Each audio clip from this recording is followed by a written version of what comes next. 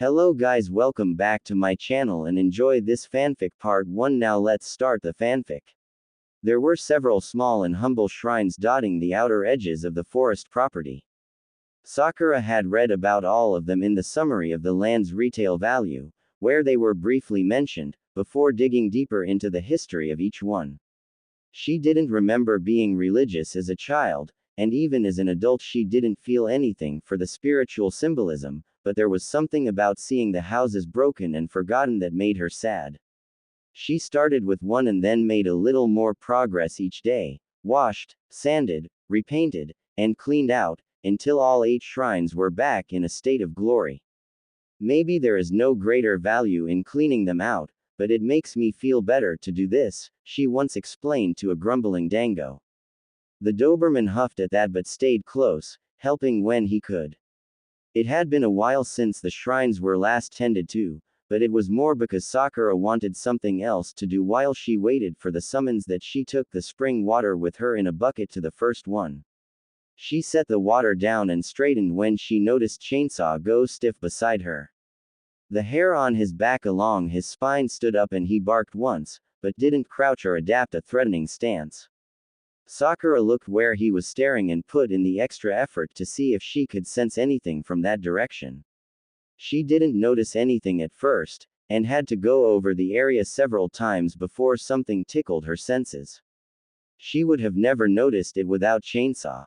Is it so tiny because it's being masked or because that's what it really is? Sakura asked. She reached down to scratch Chainsaw behind the ears. He barked in reply and she had suspected it to be another one of those kids. Whoever it was, they were either a civilian or a child. It's got nothing to do with us, said Dango. Yeah, if they wanted something from us they'd come out, but I think they're just running around playing hide and seek or something. Are there any others? Chainsaw sneezed and it shook his head. Sakura took that as a no. She cleaned up the shrine, washing it out and picking out the dead leaves and chasing the spiders out after their broken webs. She didn't leave any offerings, but there was a patch of thick clover around the base and there just happened to be one with a pretty discoloration she picked to leave at the shrine. She made it back to the house and checked for a message but found none and resolved to train in the backyard for a couple hours with the pack before making a late lunch and then washing off the grim and sweat. She was reading medical texts when Chainsaw barked at the approaching chakra. Sakura looked up from her book and frowned, because she could feel the chakra too. No, Chainsaw barked again and she had to strain to feel for the second signature that was dwarfed by the first. Sakura almost got up to approach them, but a moment later thought better of it and settled back into her seat. The house was trapped and there were enough defenses around the property that she didn't have to worry. Besides, the second signature was child-sized.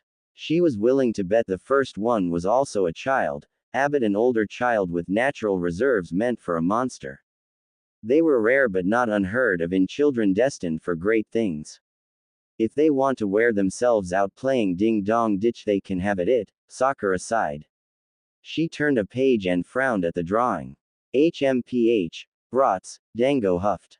When Mop whined from the end of the room Sakura looked up again to see both him and Soda at the front door, staring through it as if expecting something.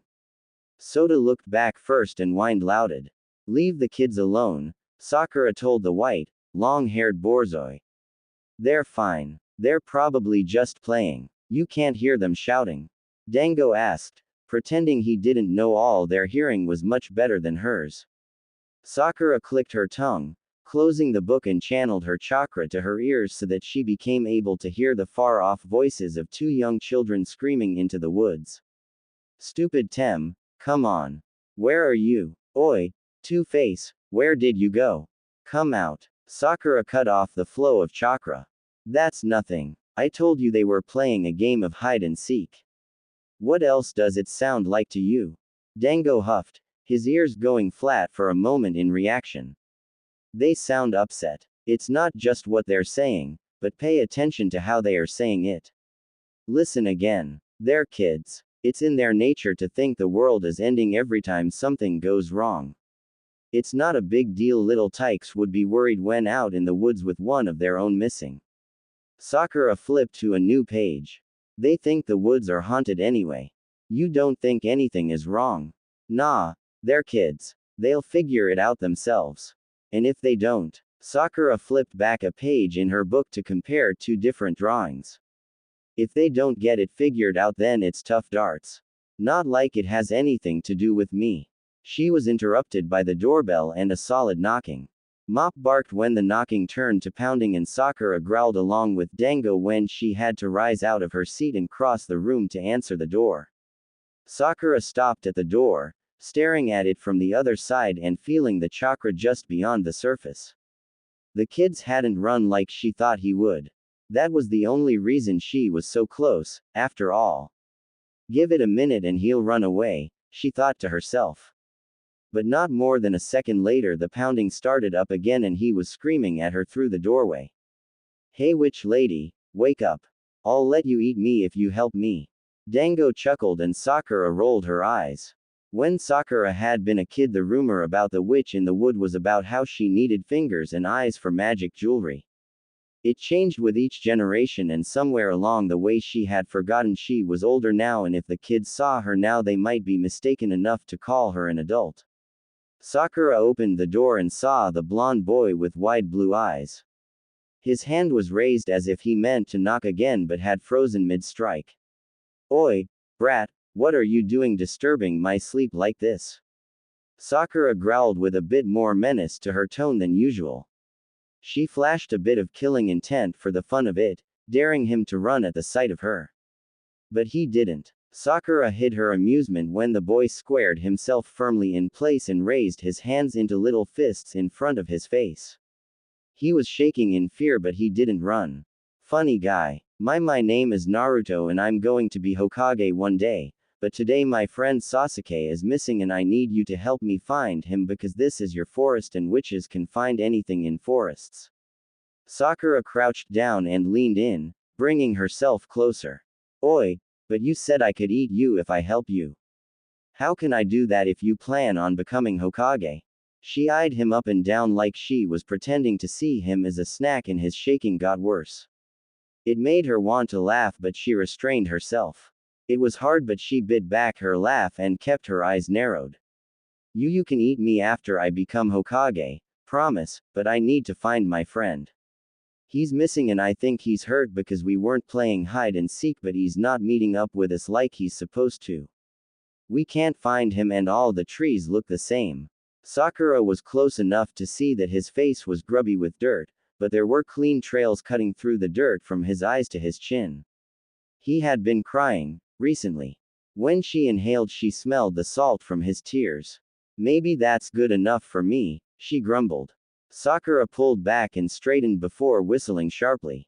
Dango, Mop, and Soda came out.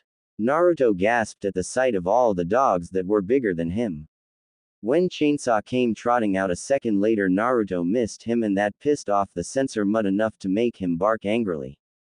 Find the kid, sniff him out if you can, Sakura said simply. There was a chorus of barks before they each dashed off, Soda blurring into a streak as he was the fastest of the bunch. Chainsaw bounded up a hill and turned around to bark back at her, tail wagging. He already knew where the boy was from when they were out clearing out the shrines. He was excited to show up his brothers.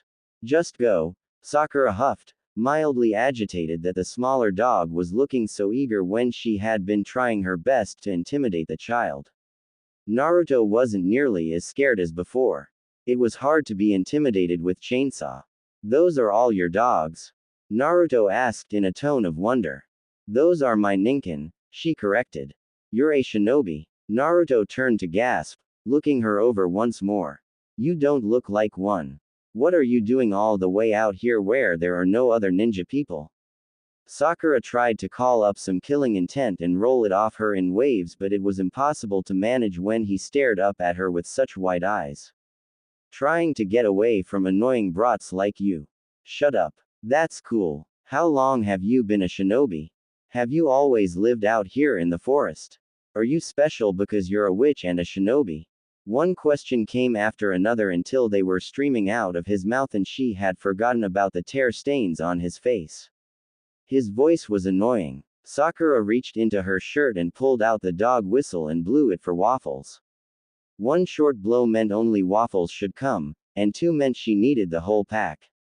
The large black wolf dog came bounding out from between the shadows and touched down near silent as a wraith beside Sakura, making Naruto stumble back and fall onto his butt.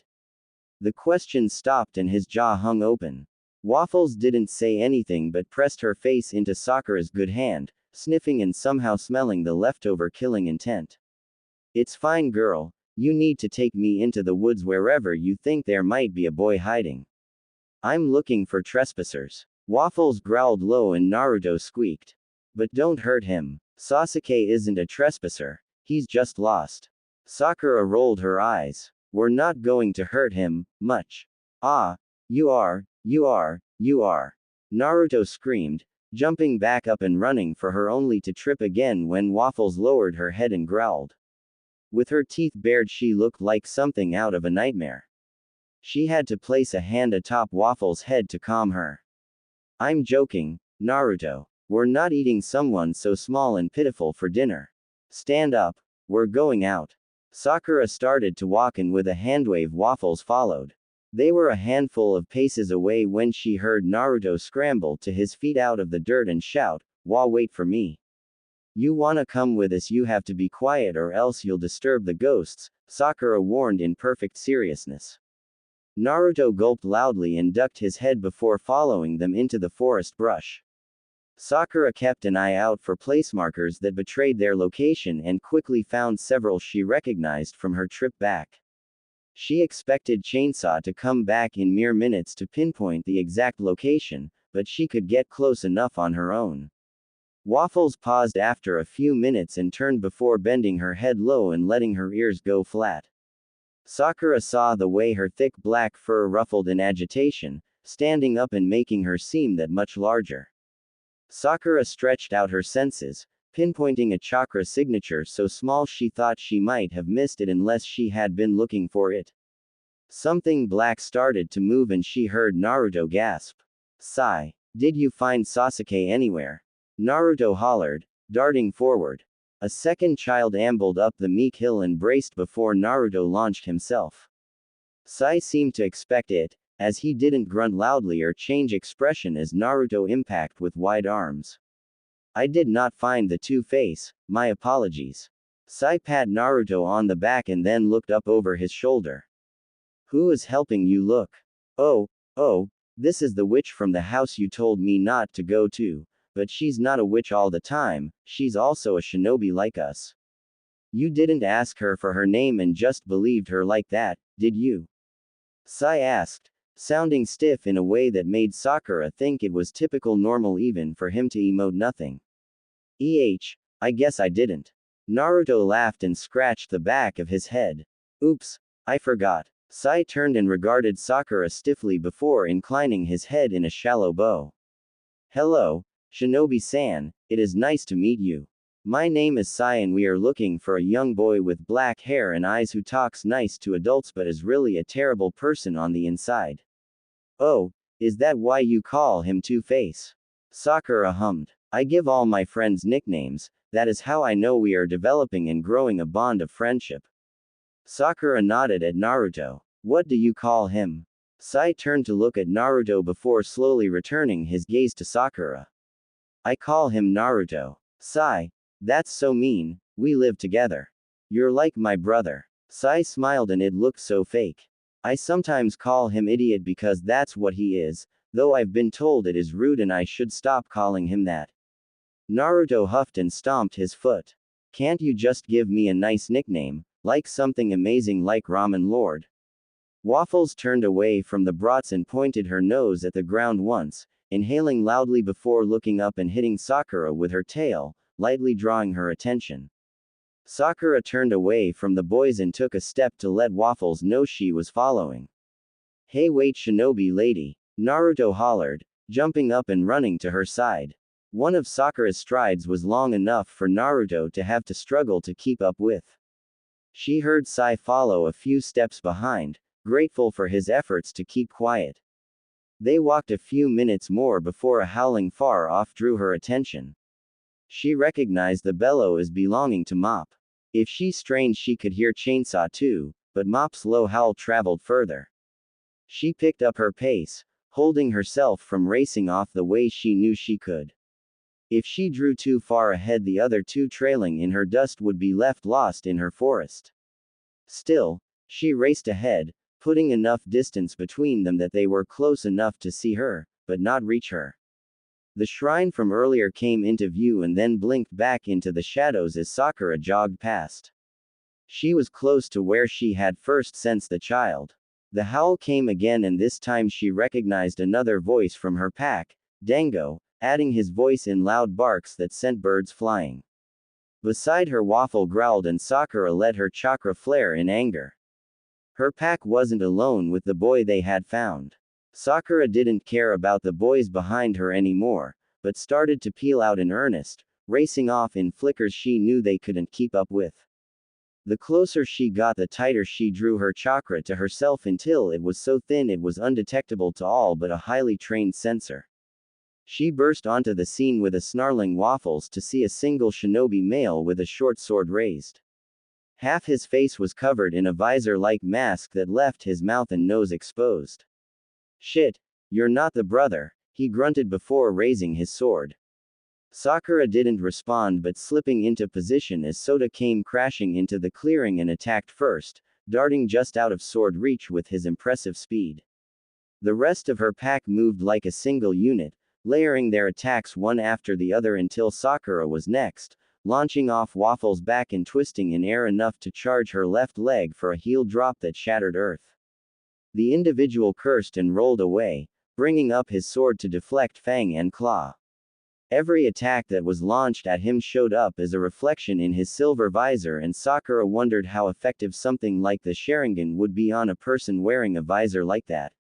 It was the worst timing, but between one strike and a block Sakura put the pieces together. My name is Naruto and I'm going to be Hokage one day, but today my friend Sasuke is missing and I need you to help me find him. Shisui made a face. No, that's Sasuke. Look, Sakura, this is Itachi, my best friend and a newly appointed animal companion. We're breaking him into the polish ranks gradually, you know. Shit, someone was trying to abduct an Uchiha. Don't kill this one if you can, Sakura snarled to Dango before biting the finger of her left glove and pulling it off. She turned her wrist around and less hand and more blade she launched herself with renewed vigor. His hands were up in a seal and she felt his chakra before the ground rose up in a stone wall separating her from him. That was easy enough to punch through, but on the other side Chainsaw barked a warning that saved her. Underground. Sakura ignored the illusion in front of her and instead turned towards the ground and reeling back with her other hand to shatter the earth under her. She saw his form in the rubble and struck out with her blade dripping something nasty and green. He stuck a tag onto the rubble beside her head and she pulled back before she could properly see it, only to curse when it popped spores into the air. She hadn't missed how his mask slid down and covered the rest of his face now. Stay back, she barked to her pack while pulling up her shirt over her mouth. His hands were forming more seals and she ran for him again only to feel the ground under her go soft. She had just enough time to launch herself into two trees before the land, once solid, went soft like melted chocolate. She aimed her left wrist in his direction and from her wrist launched several senbon, one right after the other. Unlike typical, the stream of metal needles assaulting him rained mercilessly, not ceasing until he slipped behind a tree and out of sight. Sakura cursed. Whoever she was fighting, he was strong, skilled enough to take on Anbu at least. If he had been waiting out to ambush Itachi or Shisui, he would have to be confident in his skills or else. The tree she had been holding onto shattered at the base and she was barely in time, leaning away before a second figure in a silver mask, identical to the first, pulled his hand out of the charred trunk, still crackling with lightning. It made her think of chirping birds, but when she blinked the memory was gone, along with her hesitation. Waffles rebounded off a tree and came down on the newest nin with snapping fangs. The arm that had once been sizzling with electric light crunched loudly under her jaws. The scream was impossible to misunderstand. Good girl, Sakura thought as she signaled to the rest of the pack. A moment later, 4 more jaws were clamped down on the figure's form, snapping ankle and wrist alike. They then proceeded to tear him to shred the way wild things tended to. Sakura dropped down from her tea and approached the first figure. As she assumed, he was already wavering on his feet. Her poison only needed 45 seconds to work and she had been counting them painfully one by one before dropping down. He crumpled on his own, falling paralyzed to the ground with minor convulsions and twitches. This won't kill you, don't worry, Sakura cooed. She reached for his mask and broke it in hand before peeling pieces of it away one by one. But it'll sting a little as it keeps you paralyzed. Wouldn't want you to go numb on me and forget what pain feel like, after all. Why you're not. His eyes were wide and mouth taunt, the Uchiha. Super disappointed, aren't you? Sakura flicked her left wrist and it was more hand than blade once more. But we should all be braced to face some disappointment in life, like how I'm disappointed someone would be stupid enough to try anything in my forest. Who gave you the idea to try something here, buddy? She put pressure on the pop of his throat and he choked. No, not gonna tell, you'll just kill me anyway. He glared and Sakura felt like slapping him for it. Instead she turned his face to the side so she could see his partner being pulled apart by her pack. You are right, you are going to die, she said slowly. But do you want it to be quick right here at the neck, or should it last for hours as they pull you apart, limb from limb? Mop had part of the arm in his mouth as he shook it free and muscle and skin flapped free off the end. It hadn't been a neat cut and leaked everywhere. What's it going to be? You weren't supposed to be here. We didn't even send the scroll to the compound. No one was supposed to be here, he blurted. Sakura approved of how his voice shook. Oh, what scroll? FR front pocket. Sakura looked for a trap or a trigger but found none. Inside was a small scroll, no longer than her index finger. She broke the seal easy and let it roll free. The message was simple and short. Your brother won't survive long. Come alone or let the earth consume the Uchiha's youth. That's lovely poetry. It sounds like you were after the little brat's brother. What did you think you could do with a 12-year-old? He's not just any 12-year-old. Sakura chuckled dryly and pinched his nose. He would have beaten you both.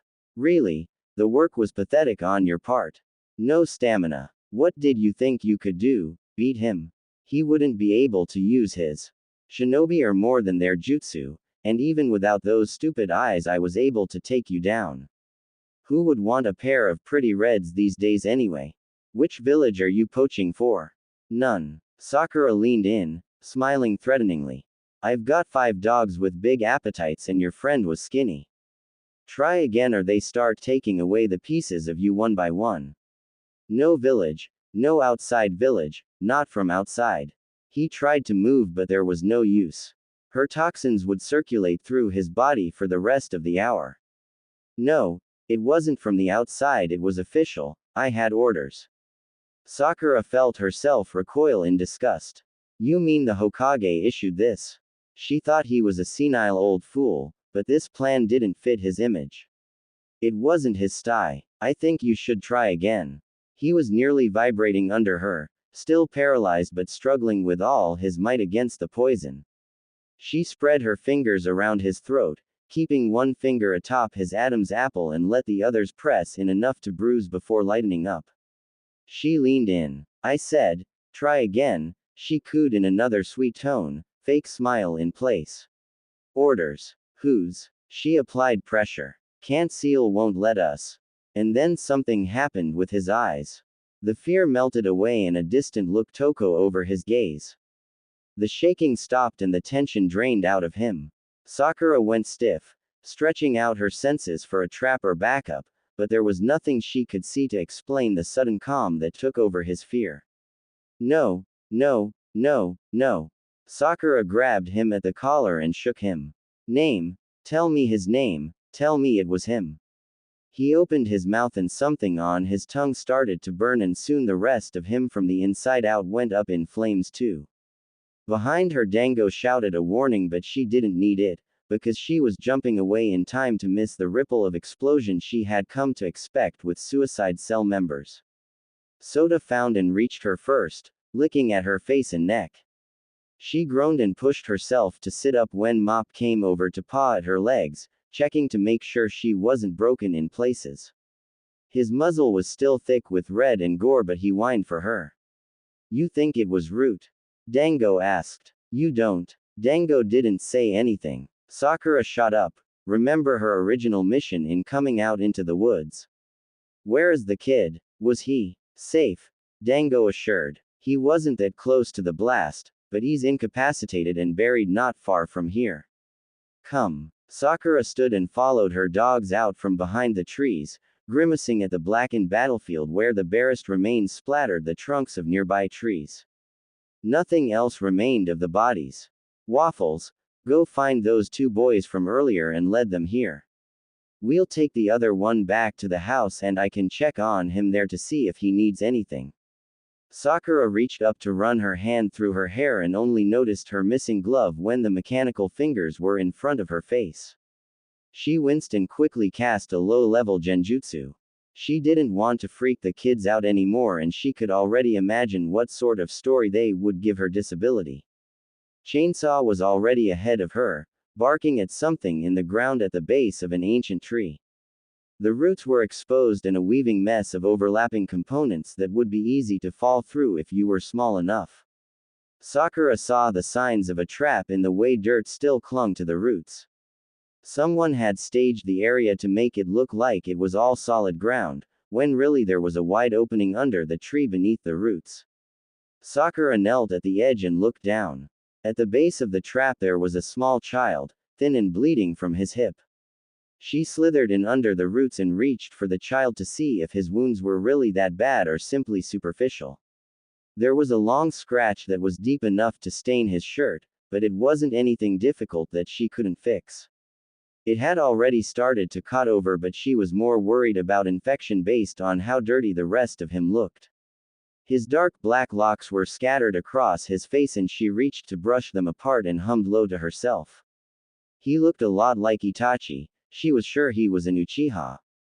"Sasuke." Sakura looked up and glared to where a blonde head poked through the roots. Naruto's face was wet with more tears as he cried for the sight of his friend. Beside him, Sai watched on calmly. "Shut up, kid," Sakura snapped before turning and looking back down at the Uchiha. His eyes were wide and blinking. Sakura pulled back her hand from his face and huffed. "Never mind. I guess he's awake now. No point bothering it." "Wah," Sasuke croaked. His lips were chapped and his voice sounded raw. "Shish. Don't try talking until you have some water. You're safe now. Those knuckleheads lost you and made me track you down. There is a scratch on your side I want to heal, but you don't have any broken bones, which is good." "Who?" Sakura almost rolled her eyes. She had just told him not to talk, but of course that was too much to ask for from a kid. "My name is Sakura. I live out here in the woods. You've been ding-dong ditching my house if you can remember back that far. Now shush. I need to look at this." He didn't say anything as Sakura pulled up his shirt and ran a glowing green hand over the long red scab. She burned away the infection first before retracing the path with her hand once more and sealing the broken pieces of flesh back together. After a couple more passes there was nothing more than a pink scar running down his side. Sakura reached over and picked up one side of his shoulder before scooping the rest of him into her arms bridal style. He reached to wrap his little arms around her neck, pulling himself close. Sasuke made a sound of protest but she ignored it. He wasn't about to leap through the hole in the roots on his own, so he would just have to put up with it for now. When she emerged, Chainsaw was barking happily and running around in circles while Mop and Soda still whined and sniffed at her legs, checking once more to see if she was okay. They could both tell that something was still wrong with her, but she would have to wait until later to tell her it was all about Root and some of her worst fears. "Waffles, I hate to ask, but those two can't keep up with us. Would you mind?" Sakura asked, looking to the largest of her pack. The big black wolf dog settled down and bowed her head, waiting for the two boys to mount her back. She was big enough to carry Sakura, so 2 8-year-olds were no problem. We get to ride the dog. Naruto screamed in delight, forgetting all about Sasuke for a second as he launched himself at the wolf and scrambled up her back. Waffles grunted in annoyance when he slipped and pulled at her coat, but didn't growl or bite. Sai looked between Waffles and Sakura, before bowing to the shinobi and then making a much smoother mount onto the wolf dog's back. Look at us, Sasuke, I'm riding the witch's dog. Woohoo! Sakura clicked her tongue at the title. I told you I'm not. Oh, never mind. Come on, back to the house. Her eyes drifted to her pack members and then back to the boys on Waffles' back. Feeding time, I guess. Without waiting for short legs to catch up, Sakura took off with Sasuke in her arms and the rest of her pack kept up easily. More than usual, the dogs ran faster for the food that waited for them once they were back at the house. It was almost their dinner time. The trek took little to no time at all and everyone arrived back without further incident. As much as Sakura wanted to relax and breathe easy, she dropped extra trigger traps along the way and sent off Mop and Soda to dust the perimeter with extra traps and sensing seals. Naruto was still whooping as Waffles brought him and Sai into the house. With a huff, the female Ninken lay down atop the rug in Sakura's living room and waited for the boys to dismount. Sai left easily on his own, but when Naruto tried to argue he should be allowed to stay, Waffles rolled over with him still on her back, squishing him just enough to be playful but not enough to be harmful. She doesn't like to be clung to. Get over here, brat, and tell me what you can eat, Sakura called from the kitchen. Dango's ears stood up at the word, eat, and Chainsaw went stiff, drooling from the mouth. She had deposited Sasuke onto the couch, but since then he hadn't moved, content to watch from his seat. Naruto was the first to react, racing into the kitchen and skidding across the dirty floor in his socks to stop just shy of her refrigerator. Do you have any ramen? Sakura scoffed. Of course I have ramen, but is that what you really want before I take you back? Ramen, ramen, ramen, Naruto began to cheer, jumping up and down in place. When Sakura looked over, she saw Sasuke still seemed a bit stunned, absently petting Chainsaw, who had climbed up into his lap while Sai watched on. Neither boy seemed half as lively as Naruto or as willing to share what they wanted. Fine, ramen it is, Sakura sighed. She assembled the materials, insisting on adding vegetables to the otherwise sodium-heavy meal. While the water heated on her stove, Sakura got out 4 eggs and a package of ham that was still good. She added these to the noodles once they softened and then replaced the ramen lids atop the bowls. When Sakura turned around with 4 bowls on a tray, she saw that the rest of her pack had joined them and Sai, Sasuke, and Naruto had each amused themselves with one or more of them. Waffles moved away whenever Naruto reached for her, but Mop was happy enough to sneak in and steal any pets that might have been meant for the much larger Ninken. Somehow Sai had found one of Soda's combs and was brushing through the slender dog's coat until it shone. Soda looked happy all over while Sasuke continued to scratch and pet Chainsaw from the couch. Oi, to the table you 3. I need to feed the dogs. Mop howled first, his tail wagging so hard and fast it shook his whole rear end. Soda pulled away from Sai and started to run in circles. Dango shared a look with Waffles that Sakura guessed to be something condescending about the younger pups. There was a secondary freezer she kept prime cuts for the dogs in the mud room. She set these out and made sure Chainsaw was eating his regular, puppy kibble, in place of the tougher food. When Sakura came back into the room, Sasuke was the last one climbing into his seat at the kitchen table. It was barely big enough for the 3 of them, but when Sakura sat down it was even more crowded. She picked up her bowl and pushed her chair back enough to rest it on her lap.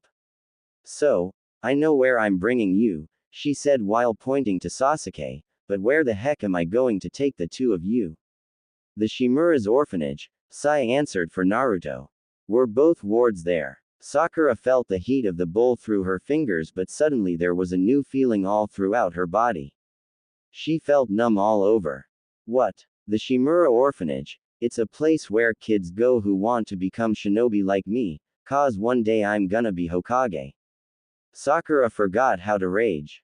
Her anger rolled under the surface like a leviathan trapped beneath translucent ice.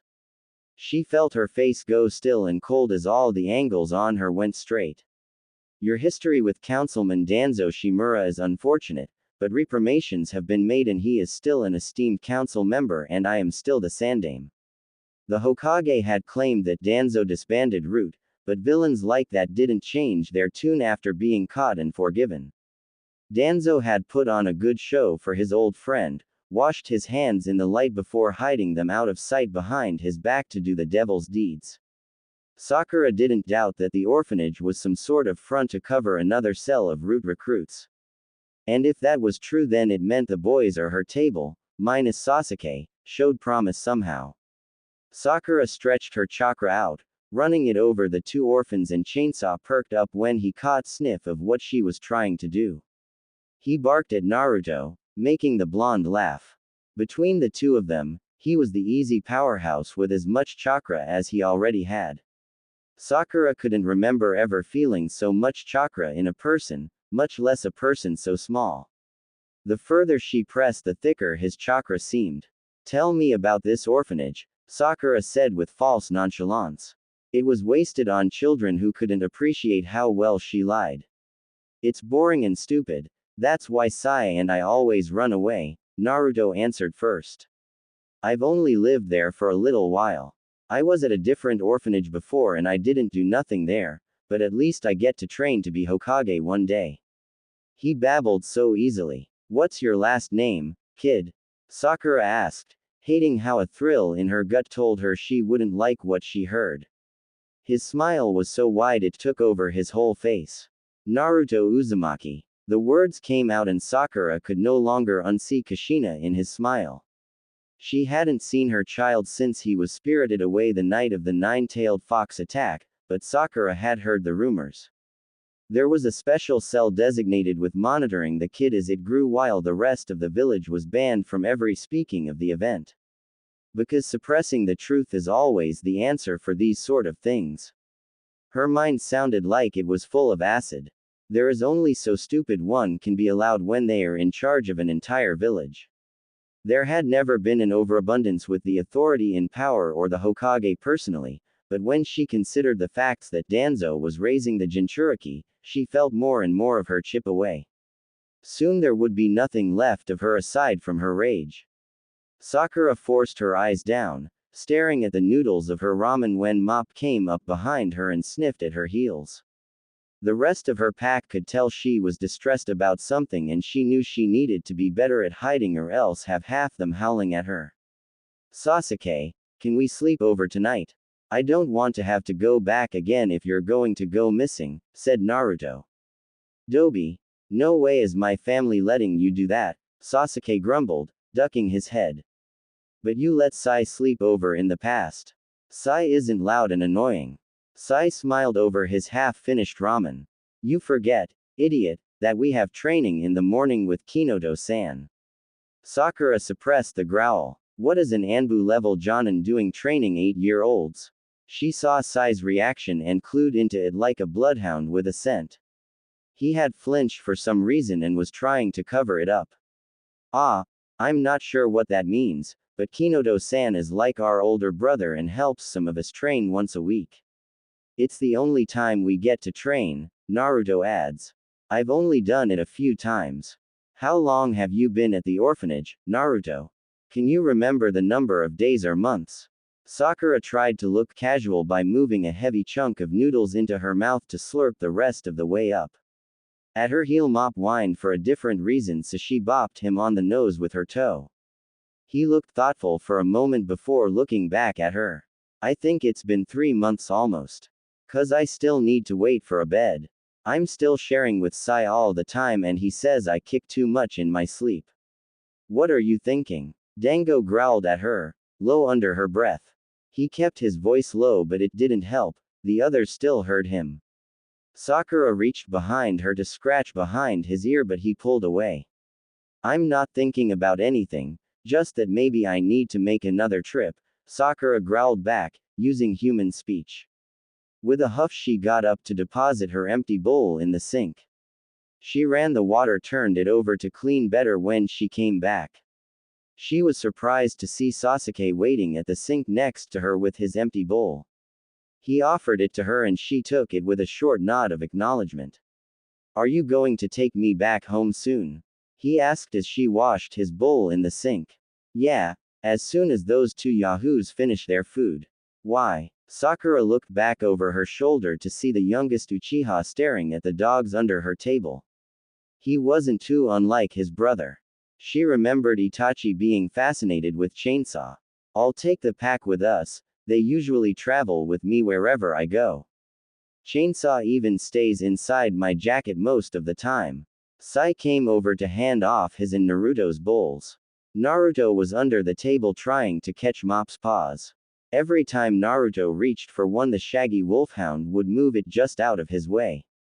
When they got outside, Sakura had Naruto and Sai mount Waffles again before turning to Sasuke. She didn't think he would want to be carried again, but none of the other dogs were really suited to carrying. Sakura knelt down and pointed to her back. You mind if it's just me? It'll be faster this way and you'll get home sooner. Sasuke nodded politely and climbed onto her back while Sota ran around them in a circle, eager for the race. The sleek white dog was the fastest, after all. As a unit they moved together, pressing into the wing like they were desperate or something. Sakura didn't feel like taking a slower pace once they started moving. She wondered, absently, it may be that was because thoughts of Danzo and the rebranding of Root made her so angry. For whatever reason, it wasn't long or late when Sakura touched down on the fence outside the outermost limits of the Uchiha districts. She remembered when the Uchiha had been scattered throughout the village before they had been issued orders to relocate as a collective in predesignated areas. Obito would have hated it if he was still alive to see it. She knew Kakashi-sensei had hated to watch it all happen. The Uchiha are just as bad as any other clan that's locked away and forced to face themselves exclusively. They're not going to be interacting with the rest of the village as much. And is that a bad thing? Ma. Well, we shall see. The memory made a bruised part of her heart ache, but she ignored it in favor for stepping over the fence into Uchiha territories. She felt the eyes on her instantly, whereas before they had been fairly hidden. It's Sakura-senpai. Sakura suppressed a groan as she turned with Sasuke still on her back to face the incoming figure. Behind her, Sasuke huffed in agitation as well. He always steals my big brother away for stupid training, Sasuke supplied. Shisui stopped right in front of her and smiled wide. He did a good job ignoring the dogs circling him and her, looking to Sasuke first. I see you brought back my troublesome cousin. We were almost worried about him, but we figured he was with his friends. Sakura grunted. Ah, about that. I need to talk to your uncle about it. The scroll was still heavy in her pocket and she hoped that Fugaku Uchiha was still willing to talk to her like he had when she was training under him. Uncle. Shisui looked over Sasuke, or what little he could see of his cousin, before his eyes trailed to Naruto and Sai on the large wolf's back. I can take you there, but those two will have to wait outside. I can stay with them if you promise to come back for them, he teased. Fair enough, Sakura grumbled. Lead the way. It was all for formality's sake, since she knew where Fugaku lived and how to get to his house, in spite of only having visited it once since the big move years ago. She doubted it was as nice, but any home with Makoto would be pleasant. Is Itachi ni back home yet? Sasuke asked, leaning over Sakura's shoulder while they walked. Ah, I think so. He was busy this morning through. You might be able to find him if you look really hard. Shisui grinned a little too hard and his smile seemed fake. You want to get off Sakura-senpai's back now? Sasuke shook his head and buried his chin in her hair. Little brat. Leave it alone, Shisui. He's no worse than you. Shisui whined playfully. How am I so terrible? Sakura kept her gaze focused on where they were going. I'm pretty sure you remember more than you let on. Last time we met you had a hard time not hanging on, yourself. What does that mean? Sasuke asked, staring a bit too intently at his older cousin. Shisui's smile faltered just a fraction. Nothing minors need concern themselves with, Shisui muttered under his breath before increasing his pace and pulling ahead. What is a minor? No idea, Sakura lied easily. Maybe he thinks you're going to go work in a mine or something one day. Is that why you all have such dark hair, from the mine's coal or something? He sounded like she had said the most offensive thing possible, and she wondered how deep his pride was at such a young age when he began to wiggle on her back. No, I'm going to be a shinobi like my brother and all the others, not some stinky miner. Yeah, Sasuke is going to be a shinobi like us, Naruto cheered. Dobi, not like you. I'm going to be like my big brother who is so much cooler. There was color high on his cheeks when Sasuke spoke about his brother. Sakura almost stopped when she sensed the familiar chakra, but kept walking until they were at the house. When they stopped, it was Fugaku who was at the door to greet them. Haruno-kun, it's been a long time. I see you found my wayward son. Fugaku Uchiha turned to look at Sasuke and frowned. Sasuke, we will talk about running off for such long periods without warning later. Go now and wash vegetables for dinner with your mother. It will be your job to set the table. Sasuke dropped his head mournfully. Yes, Otou-san. Sakura let him slide off her back but caught him by the wrist before he could leave to go inside. Actually, Fugaku-san, there's a little more to it than just running off to play. Might I come in to have a word with you? She inclined her head, in private. The clan head glanced over to the dogs where Sai and Naruto were sitting. Shisui stepped in and waved his uncle off. I got it, I'll watch these kids outside while you talk. Sakura can pick them up later, he winked at her, from me. Fugaku's gaze was frosty. Don't embarrass the good name, Shisui, he sighed. Fugaku sounded like a man who had exhausted himself on worthless warnings. With Shisui, that wasn't hard to believe. Haruno-kun, inside please. She followed him in with only chainsaw in her jacket, knowing where they would go. As expected, Fugaku Uchiha took her to a back room pre-painted with silencing seals to make it as private as Chakra could guarantee. Before he could sit down behind the desk, Sakura tossed the scroll at him. Fugaku caught it before he knew what he was doing. When he unrolled it, the red of his eyes glowed. Where did you get this? Off the body of what I suspected to be a root cell agent. He was ready to go up against an Uchiha and he claimed he was acting on orders from the inside. That does sound like root. How do you know he was not lying? They are not known for divulging their secrets. You're right, he couldn't say much more than that because of some seal, but he did kill himself before I could get anything more out of him. I don't have proof, just what my gut tells me. I remember your gut being very accurate back in the day, he hummed while rolling the scroll back up. Sakura tried to forget how frustrated she was on the inside from how the nin died so quickly and so easily. It's been a while and gut feelings aren't going to do what solid proof could do. Fugaku Uchiha stared past her at the door and Sakura saw his expressions go tight from the thought of something. Sasuke, did you find him without injury? He was a little scratched up, but that was from the rough handling. I'm guessing his Sharingan isn't something they would want to steal at this age, correct? Sasuke has not awakened it. No, but Itachi has. They were after that. I'm not surprised. You're more fortunate than the Hyuga in that regard, since their dojutsu Kekkei Genkai can be stolen at any age.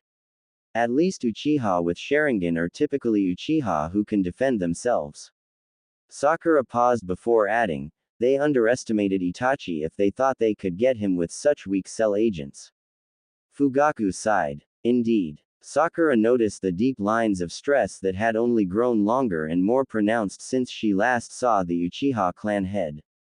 Gray hair, which was so uncommon in the Uchiha until very late in life, started to creep along his temple. If they were making little Itachi into an Anbu operative, it was only because of his skill. Noah's was eager to promote the Uchiha until public favor swayed more their way. Sakura didn't doubt Itachi was lethal in his own way. This has not been the first incident by a long shot, and I doubt it will be the last, but it is one of the most troubling. They targeted Itachi because of his age, thinking he would be weak. They didn't even pause to consider his position as clan heir. Sakura's intel wasn't the best because of her one laziness, but she knew enough to know that fewer and fewer promotions were being made for the Uchiha. They were also granted less and less access to the training fields and resources. One argument for this was that the Uchiha were too privileged and didn't want to share resources, and yet the Hyuga were entitled their central compound lands and training facilities without issue. For as fair as he liked to believe Leaf was, the Hokage was blind to the inconvenient injustices right under his nose. There isn't a lot of low-hanging fruit to pick from if someone is really fishing for the Sharingan. How many kids in your clan are there with the Sharingan developed? Sakura made a face and then waved her hand. Never mind. Don't tell me that. I don't want to know. You were only trying to help. I'm grateful, Haruno-kun. Will you stay for dinner? I feel we must thank you with more than just words this time. As lovely as that sounds, I'm afraid I can't. I have 2 bite-sized snacks I have to return to the orphanage, but once I'm back to semi-active duty I'll be sure to drop in for a dinner with your family. I do not envy you your chore. While I doubt you'll have to engage with Danzo, the establishment his family runs is just as pleasant as he is. Fugaku chuckled when he saw the dark look cross Sakura's features. Ah, and while I understand how it might seem, the orphanage is part of the restitutions he is required to make to the village. His work there is under heavy surveillance and nothing untoward has been done about Kushina's child. Too many eyes are watching for even Danzo to try something. In spite of his words, Sakura could hear the cut of thinly masked sarcasm from Fugaku when he spoke of Danzo. He trusted the elder as much as she did. There's no way to get him out of there. He's not really up for adoption, no. Shame he has to endure such a fate then. Fugaku chuckled. Why? Thinking of slowing down and picking up a kid or 2 of your own? Sakura's glare wasn't truly as threatening as it normally was, but it was one that insisted on the end of jokes. You're not your wife, so watch it, Uchiha-san. In spite of their situation and the dour news Sakura brought with her, Fugaku managed a mischievous grin. Oh, it's Uchiha-san. Now, I'm sorry Haruno-kun. I didn't know it was so sensitive a topic. You wouldn't understand the complexities of a maiden's heart. Maybe not, but I did marry one. Are you sure you don't want any free advice? Sakura groaned but turned towards the door. A small part of her heart was grateful Obito's older cousin was still able to joke around with her in spite of his situation, but she didn't let it show. He was still treating her like a kid. She made it to the front where she left her sandals before she heard something. The front door was still closed but she could hear Shisui speaking on the other side. She only noticed because she heard her name. When she glanced back over her shoulder at Fugaku he was grimacing. You really wanted to give me pointers? Sakura huffed. You think I need them? Pointers for the right sort, Haruno-kun. Sakura rolled her eyes and then stood. When she rolled the front door back Shisui didn't even flinch. And then her sensei finally showed up, but by then we had already been chased by his pack all through the Red Lia, Sakura-chan. What stupid stories are you filling their heads with? She growled, hands folded across her chest. Ah, they wanted to know how I knew you and what sort of person you were because someone didn't believe you were really a shinobi because you weren't wearing your headband when you picked these brats up. Hey, we're not brats. Naruto hollered. Shut up kid, Shisui hissed, hardly looking back at Naruto at all. I'm not wearing one because I'm technically retired and not on active duty, Sakura said, looking around Shisui to where Naruto hid between Waffle's front legs. Sai was laying down on her back, content to stay there lightly brushing back thick tufts of fur. Does that mean she's a ton older than you? Naruto asked innocently. Sakura screwed her eyes shut to keep from glaring or looking sideways at Shisui to see his expression. She didn't care about being called old, She really didn't. She really didn't. She really didn't. Come on, we're dropping you brats off and then I'm heading back home. She walked past Waffles and stuffed her hands deep into the pockets of her nin trousers, loose around the thigh and tied up around the ankles. Wait, Sakura, I wanted to ask you if you would. Shisui, I need you to retrieve Itachi. But, urgently. I won't ask again. Sakura smirked to herself as she strolled out with the boys who were mostly helpful about providing her with directions back to the orphanage. It didn't take long, and before the equivalent of dinner time, Sakura had picked out the place not far from the Hokage Tower that served as the prohanage. As she suspected, surveillance was high. Even if it was Danzo, anything done nearby would be noticed. Danzo isn't even here most of the time. I don't know what you're making that face for, Naruto huffed, watching Sakura's face as it contorted at the sight of their home. Sai turned to Naruto to correct him, even as he slid of Waffles' back. It's Danzo-sama, not Sanzo, so remember to be polite. Naruto groaned loudly and threw his hands behind his head. I don't want to and you can't make me. Someone from inside called out to the boys and a woman with facial scarring appeared in the doorway, wiping her hands on her apron. She wore a simple yukata and had her hair pinned up in a low bun. Sakura her in a moment and considered her a low threat. No doubt she had some shinobi background if she looked like that and was working for Danzo, but Sakura didn't sense a large store of chakra or any particular aura of danger from the woman. Chainsaw didn't seem to mind her either. Alright, that's it for me, babysitting is done for the day. Stay out of my woods next time, Sakura grumbled with her shoulders hiked up. She turned and started to walk away. Thank you Witch Shinobi-san. Naruto hollered loudly, waving and jumping. Sakura just hiked her shoulders up higher to hide the color burning her ears. You don't think he is in any danger there? Dango asked once they were far away enough. Not with the surveillance on the place looking like that. But who knows how lax it may grow in time. There's no telling. Once Naruto graduates from the academy he won't need to live in an orphanage. That's only a few years from now if he has any talent. Sakura glanced down at the Doberman and pursed her lips. What are you getting at? You're the one that tells others to look underneath the underneath. Sakura felt something race up her spine, something like a thrill. And, put that brain of yours to use. I know you still have it. Don't patronize me, mutt. I'm not so pathetic as to deserve your teasing. I know. Just like you I heard what Naruto said. Danzo isn't even here most of the time. Naruto wasn't worth it if Danzo wanted to make him into a root member, but he was useful for one thing. With all the crazy surveillance watching to make sure he didn't try anything with the Jinchuriki, no one really paid so much attention to what Danzo did elsewhere. The nights were cold and when the nights were cold the second best thing to do was get an extra blanket. Sakura rarely needed extra blankets though for as long as she had the bodies of her pack insisting on curling around her as she slept.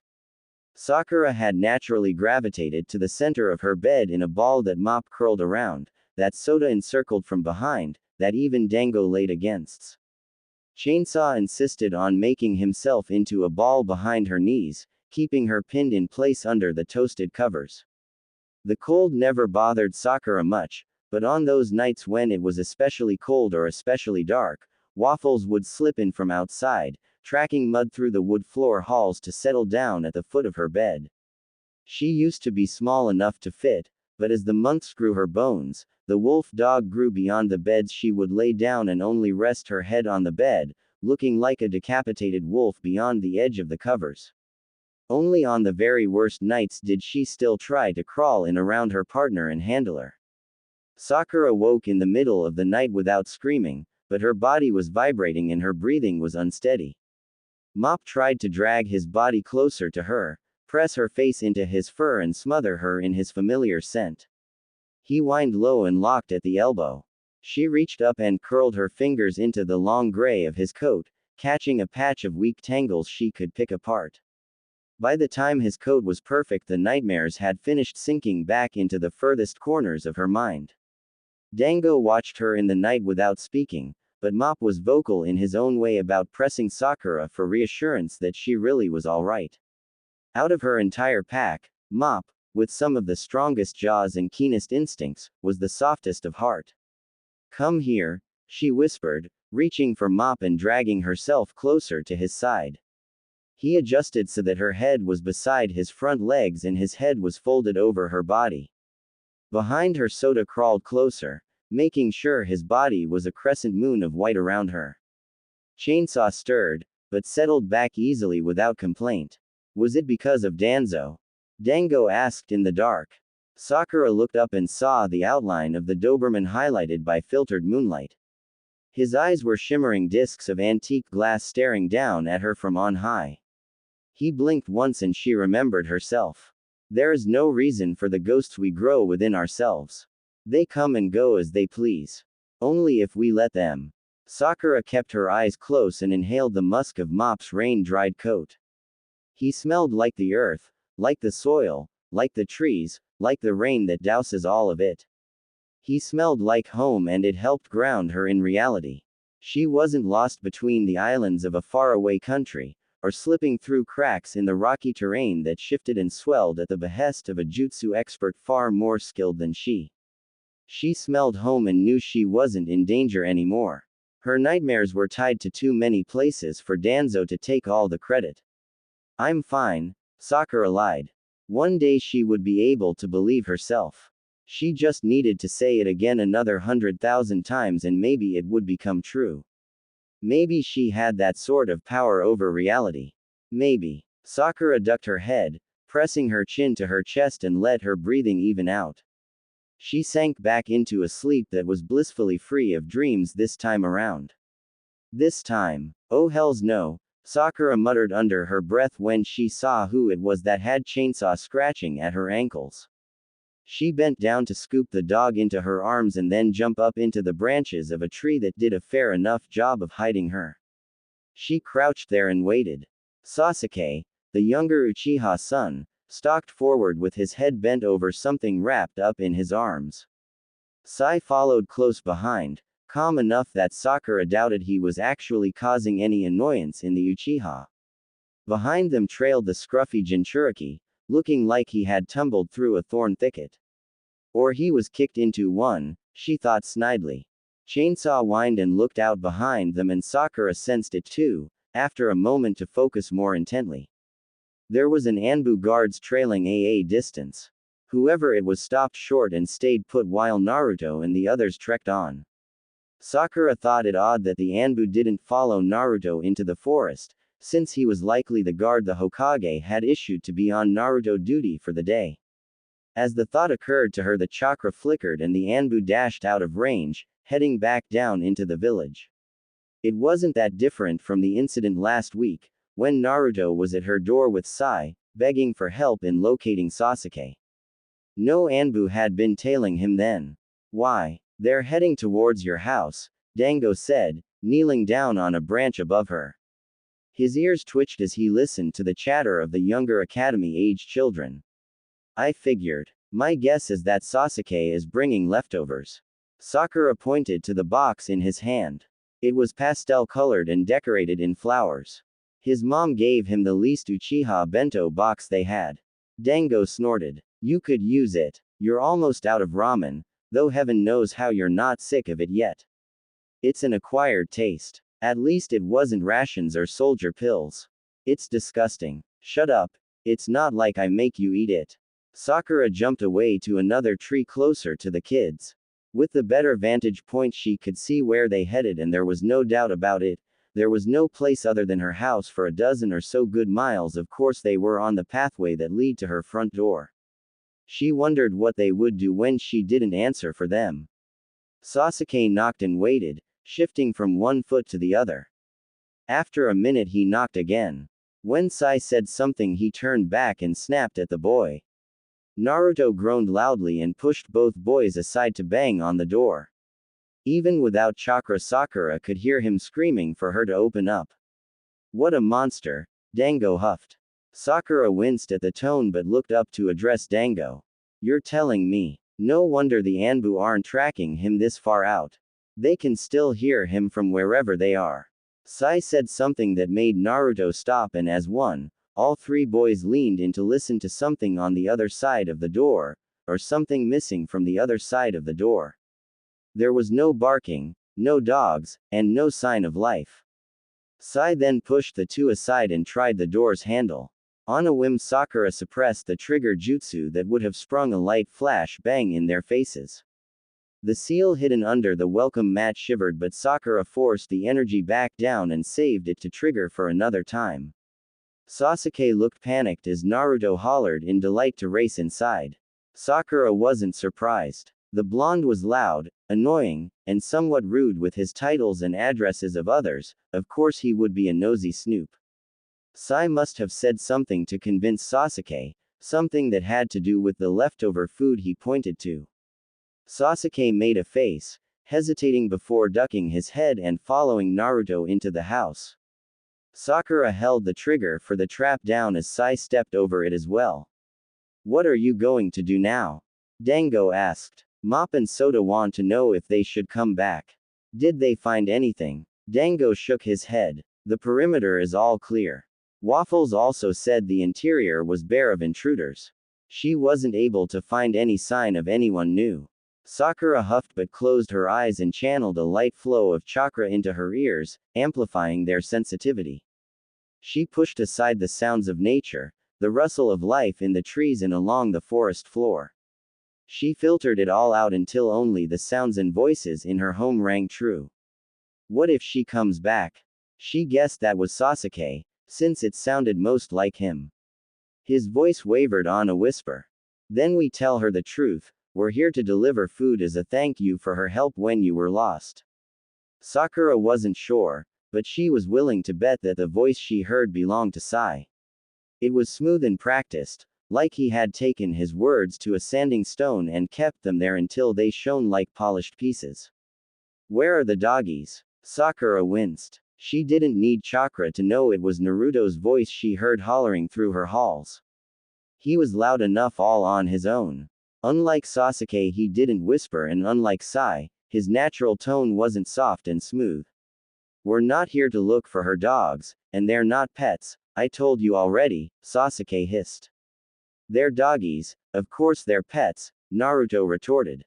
"They're ninkin, they're like ninja dogs," Sasuke supplied on a mutter. "Dad said some of them could even talk if they wanted to, like a summon." "Are they summons, do you know?" Sai asked, sounding too keen to not be interested. "No, I don't know that. I didn't ask Dad anymore. He didn't look like he wanted to talk any more about it the other night." "Okay. When she gets here can we ask her that?" Naruto asked. "You want to stay here that long?" said Sai. There was almost an undertone of amusement there, but it didn't feel genuine. It was almost unintentionally condescending. He was such a stiff kid. Sakura wondered if he wasn't being groomed for Root already.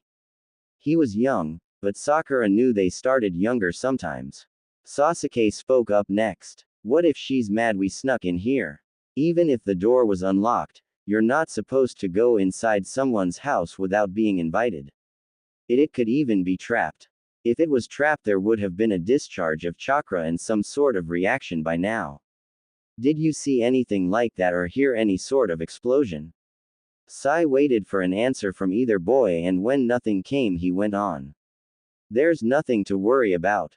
Hey Dobi, why are you going in there? That's not the kitchen." "Shut up Sasuke Tem, I didn't get to see this room last time. I think it's a bedroom. Ugh, look at all the dog hair. It's going to make me sneeze. You think she keeps weapons in here, or are her dogs like her only weapons?" "We should go," Sasuke urged. "Calm down, Tem, we just got here. I want to look around a bit more. We can be fast. In and out and no one will know any different, okay? You can't deny you aren't curious, two-faced," Sai added. Sakura remembered that his nickname for Sasuke was something like two-faced, but didn't know why. "Shut up, you," Sasuke hissed, an edge to his voice.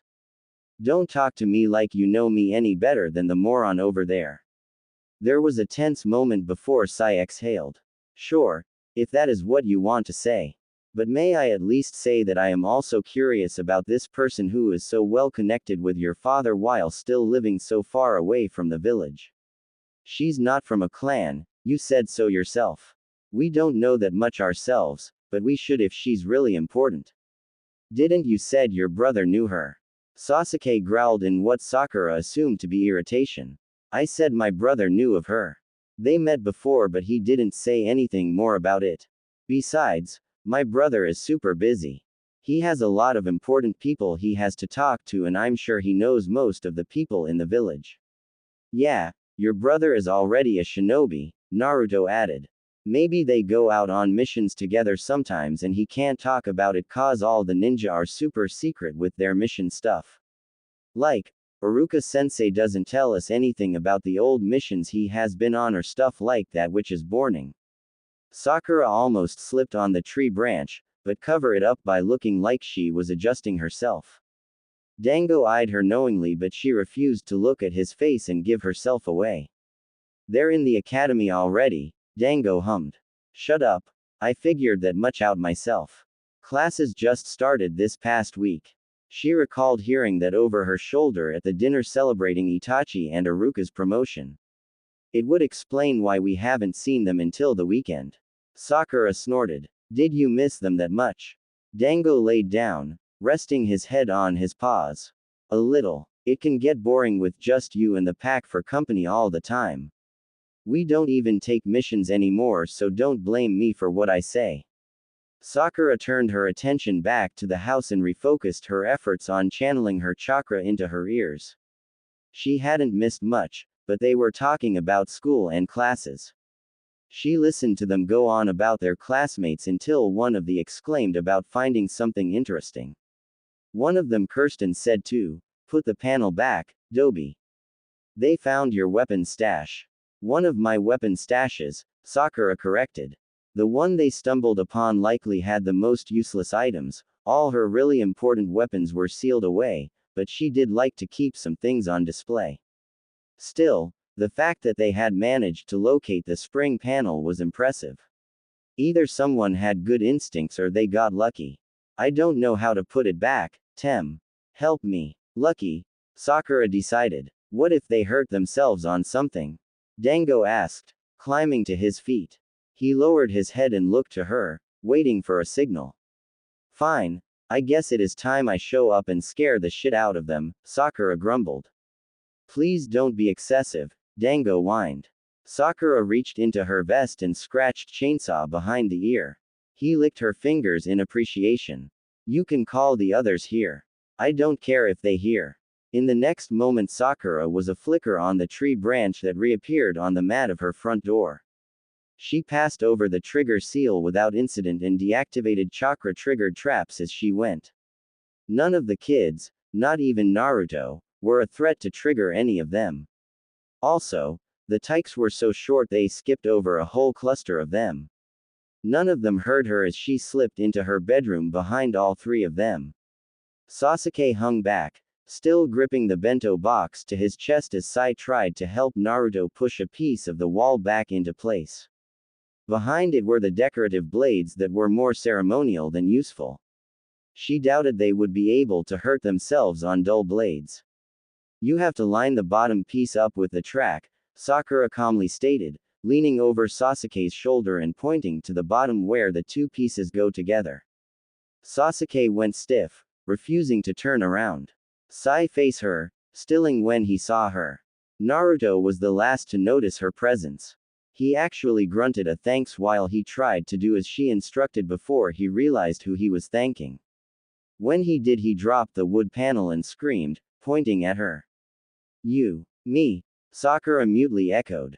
You. Naruto hollered once more. What are you doing here? Sakura looked at him through narrowed eyes. I live here. Shouldn't I be asking you what you're doing here? In my house, in my bedroom, in my weapon stash. We didn't break it, Naruto rushed to say. It was like this when we found it. Idiot. Sai sighed, closing his eyes and shaking his head. As if anyone would be that stupid. Sakura just hummed before bending down over Sasuke and pointing to the box in his hands. Is that from your mother? Mutely, he lifted it up like an offering presented to a bloodthirsty god. The fear in his eyes was funny and she hated to admit it, because that meant Dango had a point about it being boring with just the pack and no missions for a year. It smells good, Sakura commented, taking the bento from his stiff fingers and lifting it to her nose. I'll have to thank her next time I'm local. Sakura didn't say or do anything more in the room, but took the bento box to her kitchen and found room for it in her refrigerator. It wasn't hard since there wasn't much left. She was running low on supplies. Maybe tomorrow she would go down into the village for food and groceries. While she was down there, she could also ask about the status of her retirement. She thought she would have received word on the status change by now. You're not going to report us to the Hokage for breaking and entering? Sasuke asked, coming into the room after her. Naruto was hiding behind him and Sai trailed in after the duo, looking less afraid and more blank. Why would I do that? The door was unlocked, wasn't it? Sakura asked. It can't be breaking and entering if you didn't break anything.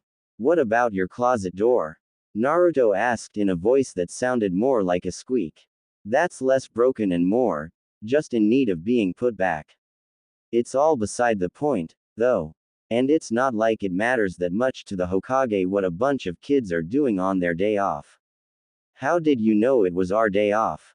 Naruto asked, pushing forward a little more now that he wasn't so afraid of being reported to the Hokage. Simple. Sakura raised a single finger waiting for them to lean in before she answered. I'm not an idiot. Naruto literally fell forward. Oi, what is that supposed to mean? He screamed. Literally what I just said. Everyone knows the academy is closed on the weekends and you're all the perfect age to start classes. Wow, Auntie is smart then, Naruto hummed, smile back in place. Don't call me Auntie, please, Sakura groaned. She thought she might get whiplash from all the mood swings this kid went through. Where are your dogs, Auntie? Sakura groaned to herself, already tempted to kick the blonde kid out and go back to the quiet. Even if she was bored to tears, at least her ears were not bleeding. Getting ready to eat the trespassers, she dryly commented. Where? Naruto dramatically crouched and looked around in each direction. Sakura wasn't sure if he was searching for dogs or trespassers or if he even knew himself. Sasuke and Sai both looked as tired as she felt. How do you keep up with him? She whispered, looking to Sasuke. The young Uchiha stared up at her for a minute before Sai pushed forward and raised a finger. You can punch him. He usually heals really fast and he doesn't seem to mind it as much. It's what we do, Sai answered in place of Sasuke. I guess that would work for you, but if I did that it would be child abuse. Nah, the adults at the orphanage beat Naruto all the time. No one notices though because he heals really fast and he always is super dirty. Sakura felt a frisson of discomfort race up her spine. The adults beat Naruto. Why? She kneeled down to be eye level with Sai. Explain this to me. Sai stared at her with wide blank eyes and then his head started to tilt to the side like a bird's. She waited for him to speak but didn't rush him. Naruto is annoying. The only one who doesn't mind is Nono Yakushi-san, but she is often gone. When the other caretakers are in charge, Naruto will be hit if he does something bad, like a prank, or yelling too much in the house. It is called child discipline and it is not illegal. Sakura hated how this felt familiar. When you say he gets hit, is it like a spanking or do the adults use force that causes Naruto to lose his footing? Sai thought about it a moment before answering. Both. It depends on who is disciplining Naruto. Yoko-san will hit Naruto with a stick until he can't get up again if he does something really bad. Nono-san only spanks Naruto. I'm pretty sure the first example is too serious and severe to not be child abuse, which is illegal especially for students enrolled in the academy because the village views them as an investment. Sakura looked away from Sai to Naruto who was still searching for doggies in her house. Naruto, here I have a pup. Where? The blonde hollered. Sakura pulled Chainsaw out of her jacket and held him up. When his back legs danged he wagged his tail and kicked at the air. Naruto squealed and raced over to take the smaller dog out of her hands. She let Chainsaw go but lightly grabbed Naruto's shoulder to steady him.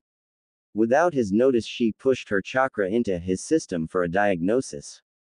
There were places where bones had been broken and mended with scars of extra calcium crisscrossing most heavily around his arms. Sakura recognized these as self-defense wounds. Several more fractures had healed on his legs. She pushed more chakra through his body and felt more cause for concern. There was the issue of how his hemoglobin, the substance that carries iron in the blood, felt stimulated like it had been active recently. She tugged at his jacket and saw yellow spots up and down his arms, hidden from the jacket sleeves. Sai, come here too. Sai didn't resist, but he did give her an odd look as she reached for him the same way she had with Naruto and pushed her chakra into him. He tensed, likely more sensitive to it and expecting it maybe, but didn't fight it. His body was not as bad as Naruto's, but there were also the fingerprints of bruising and bone fractures. Far less than Naruto, but in each case she found the injury was a bit more pronounced. If the rumors were true, Naruto had the nine-tailed fox to thank for his fantastic healing ability on top of his Uzumaki heritage, so bruises that took weeks to heal were gone in days, and bones that needed months to heal fixed themselves in weeks. Sakura pulled away and looked Sai over without the chakra. Sai, did they hit you too? Only when I fail or do something bad. He inclined his head. It is never without just cause. We are training to be shinobi, we need to be hardened for the battles to come. You're an idiot, Sakura muttered. Reaching up, she flicked his forehead. Sai looked offended and touched his head, as if he was expecting to find a mark left behind from where she flicked him. I am not an idiot. Naruto is the idiot. He gets disciplined more than I do. You're both idiots, how about that? If he could, Sakura thought Sai would flush. Where is the bog doggy? I want to see the big wolf doggy, Naruto pronounced, stepping in between Sakura and Sai. He held out Chainsaw for her to take and Sakura accepted her dog back. Chainsaw squirmed so she let him down to run around as much as he pleased. He went straight to Sasuke to yip once and then bite at the Uchiha's ankles. Sakura yanked on Chainsaw's tail to get him to cut it out, growling when he turned back to look at her. He understood but didn't look happy about it. He's not like the other Uchiha, I don't care how much they smell alike, it's not the same idiot. If I show you my big dog, will you go home? I have business down in the town I need to get to before too late. Dad said we weren't supposed to make any trouble for her, Sasuke hissed, yanking on Naruto's arm. Don't be a doby just because you don't want to go back again. It's no trouble, really, Sakura sighed, sounding a bit too much like her lazy sensei from years ago when she actually had enough excess energy to be annoying. She mentally catalogued Sasuke's comment about Naruto not wanting to go back for later. Sakura reached into her shirt and pulled out the thin, long whistle and fit it to her lips. She blew once and then dropped it back into her shirt. I don't think it worked. You need to blow it again cause I didn't hear anything, Naruto said. Sakura brushed past them and then waved to the group when they stayed behind in the kitchen, likely waiting for explicit orders. Come on, let us see if it worked or didn't after going outside. The three of them trailed outside after her and clustered around her when Sota, sleek and white, appeared first. Dango dropped down from a tree next. In another minute Mop came bounding out of the forest between the trees with a joyful bark. He wasn't content to stop but ran into a circle around her, rolling onto his back in front of her and barking for a pet. That's not really professional, Sakura grumbled, bending down to give his belly a rub. Mop reached up to lick her face anyway and behind her Naruto giggled at the sight. She knew Waffle had stepped into sight when she heard the gasp behind her. When she looked up, Waffles was there, slipping between the shadows like she had always been a part of them. It's the big one, Naruto whisper shouted. It was impossible for him to be quiet and Sakura was starting to worry about his career as a ninja. Waffles, you mind showing off a little for the fans before I trek down to Hokage Town for a follow-up? Sakura asked, jabbing a thumb over her shoulder at the kids. Naruto had stars in his eyes and even Sai looked eager to run his fingers through her fur again. The big black wolf dog came up to Sakura and licked the side of her face before resting her head on Sakura's shoulder. Waffles leaned into Sakura and she understood what the Ninken was trying to say. I'm fine, girl. It's okay. With a huff, Waffles walked over to the boys and circled them once before sitting and then laying down. Even when she was laying down, she was so big that she was still taller than the boys with just her head and neck. Where are we going? Dango asked, sitting beside her. He was watching Sasuke, who hadn't moved to pet Waffles like Sai and Naruto had. Sasuke was still glancing sideways at Sakura. I need to check on the status of my retirement and maybe buy some food while I'm down there. It's nothing major. And it's nothing planned, Dango grumbled, leaning into her hand when Sakura reached down to pet him behind the ears. When did you decide this? I don't need to plan all my life out and run it by you, okay? Sakura waited until the boys were satisfied and then saw them on their way down the mountain. Naruto whined and dragged his feet but went wherever Sai went. Sakura only broke away from their trio when she noticed the Anbu picking up Naruto's tail. I wonder if I can charge the Hokage babysitting fees, she thought to herself. Her pack left her to wait outside the various checkpoints as they had weeks ago. The receptionist eyed Sakura critically when Sakura admitted she had no appointment. It was half an hour later when the Hokage sent down notice that he would be able to meet with her briefly. Keyword being brief, he has an appointment with someone in 15 minutes and that appointment is scheduled. Sakura mentally flipped the receptionist off in her head and let herself in. The Hokage was moving papers to the side when she walked in, but he looked up and smiled as the door slid shut behind her. She bowed at the waist and only straightened when she heard him gesture to her. Haruno-kun, so good to see you again. Sakura didn't know if he was being honest but decided it didn't matter. The kid has been visiting me. Why don't the Anbu follow him onto my lands? Straight to the point. Is that really such a deep concern that you must come directly here? Kakashi was my sensei. I can see what's underneath the underneath. Why will the Anbu not follow him onto my lands? I don't need it, but I want you to give me a reason why I should answer. I am your Hokage, after all. What I do and how I do it are not for you to question, Haruno-kun, but still, I would like to hear what is in your heart. Why do you care? Sakura felt the tension draw on her and knew that the Hokage, for as kind and forgiving as he could be, was still not a pushover. He owed her nothing. Sakura ducked her head and cast her eyes down, to his chin. I don't care about the Anbu, I just want to know why they were not following them onto my property. What do you care about, Haruno-kun? Sakura forced her eyes up. Did you know Naruto is being abused at Danzo's orphanage? Naruto's condition is heavily monitored.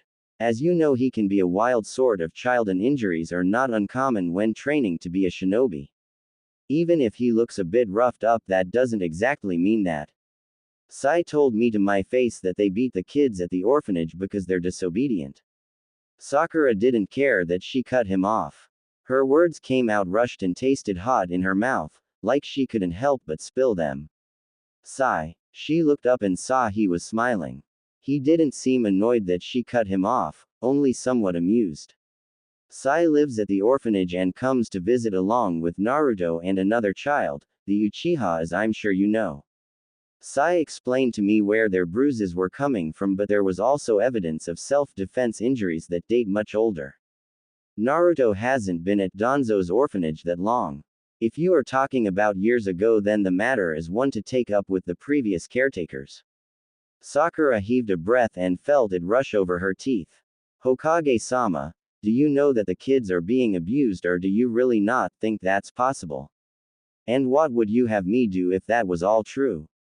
Move Naruto somewhere else, transfer him to a different facility, adopt him out, something. You can't just leave him in an environment like that. You can't do nothing when you know it's a problem. You can if there is nothing that can be done. You underestimate the willingness of others to take in Naruto once they know what he is. This is the 17th Prohonage that has taken him in. There is no one who wants to adopt him and fewer still who hold clearance to interact him, let alone take him home. He leaned forward on his desk and pressed his hands together. Even if it is an issue, it's not one that can so easily be fixed. Kushina's son deserved better. Something passed behind his eyes and Sakura felt cold in her bones for a moment, like she had said something wrong even though she knew in her heart that she wasn't. It was what she truly believed. Kushina, Minato, and their son deserved better. She didn't lower her eyes. A lot of dead people deserve better, but we are here and we are alive in a peaceful village because of those dead people who deserved better. Their sacrifice made the building bricks for the foundation for this peace. With all due respect, Naruto isn't living in peace. Maybe he can't because of what he is. I don't believe that, sir. He stared at her for a while and then leaned back in his seat. Maybe then the will of fire hasn't been snuffed out of you yet. A small smile curved up his lips. I have a platoon you can join for a while in Anbu. When you get back you'll be fitted into Junin status. Sakura felt turned around and suspected his words were less of a distraction and more a reward, like she had passed some secret test that. Her thoughts derailed when she remembered the Anbu dropping away and the unsupervised time she had with the children. She remembered what people said about her after her accident, about her will of fire being snuffed out, and she remembered she said back to those people. Anbu, thank you, which platoon? Don't thank me just yet, you don't know which platoon for a reason. I don't want you rejecting my offer just yet. He waved at the door. It's political protection for the most part, but with recent developments I've felt the need to heighten security around the fire dignitaries. It wasn't a perfect fit. She really wasn't suited to hanging around someone rich and fancy for hours on end just waiting for an attach. She was usually more preemptive by nature, liked charging at her problems like during the war, but maybe that was the reason the Hokage was giving her this sort of work. The war was over and there was less need for soldiers like her. She needed to adapt, to grow, and to change.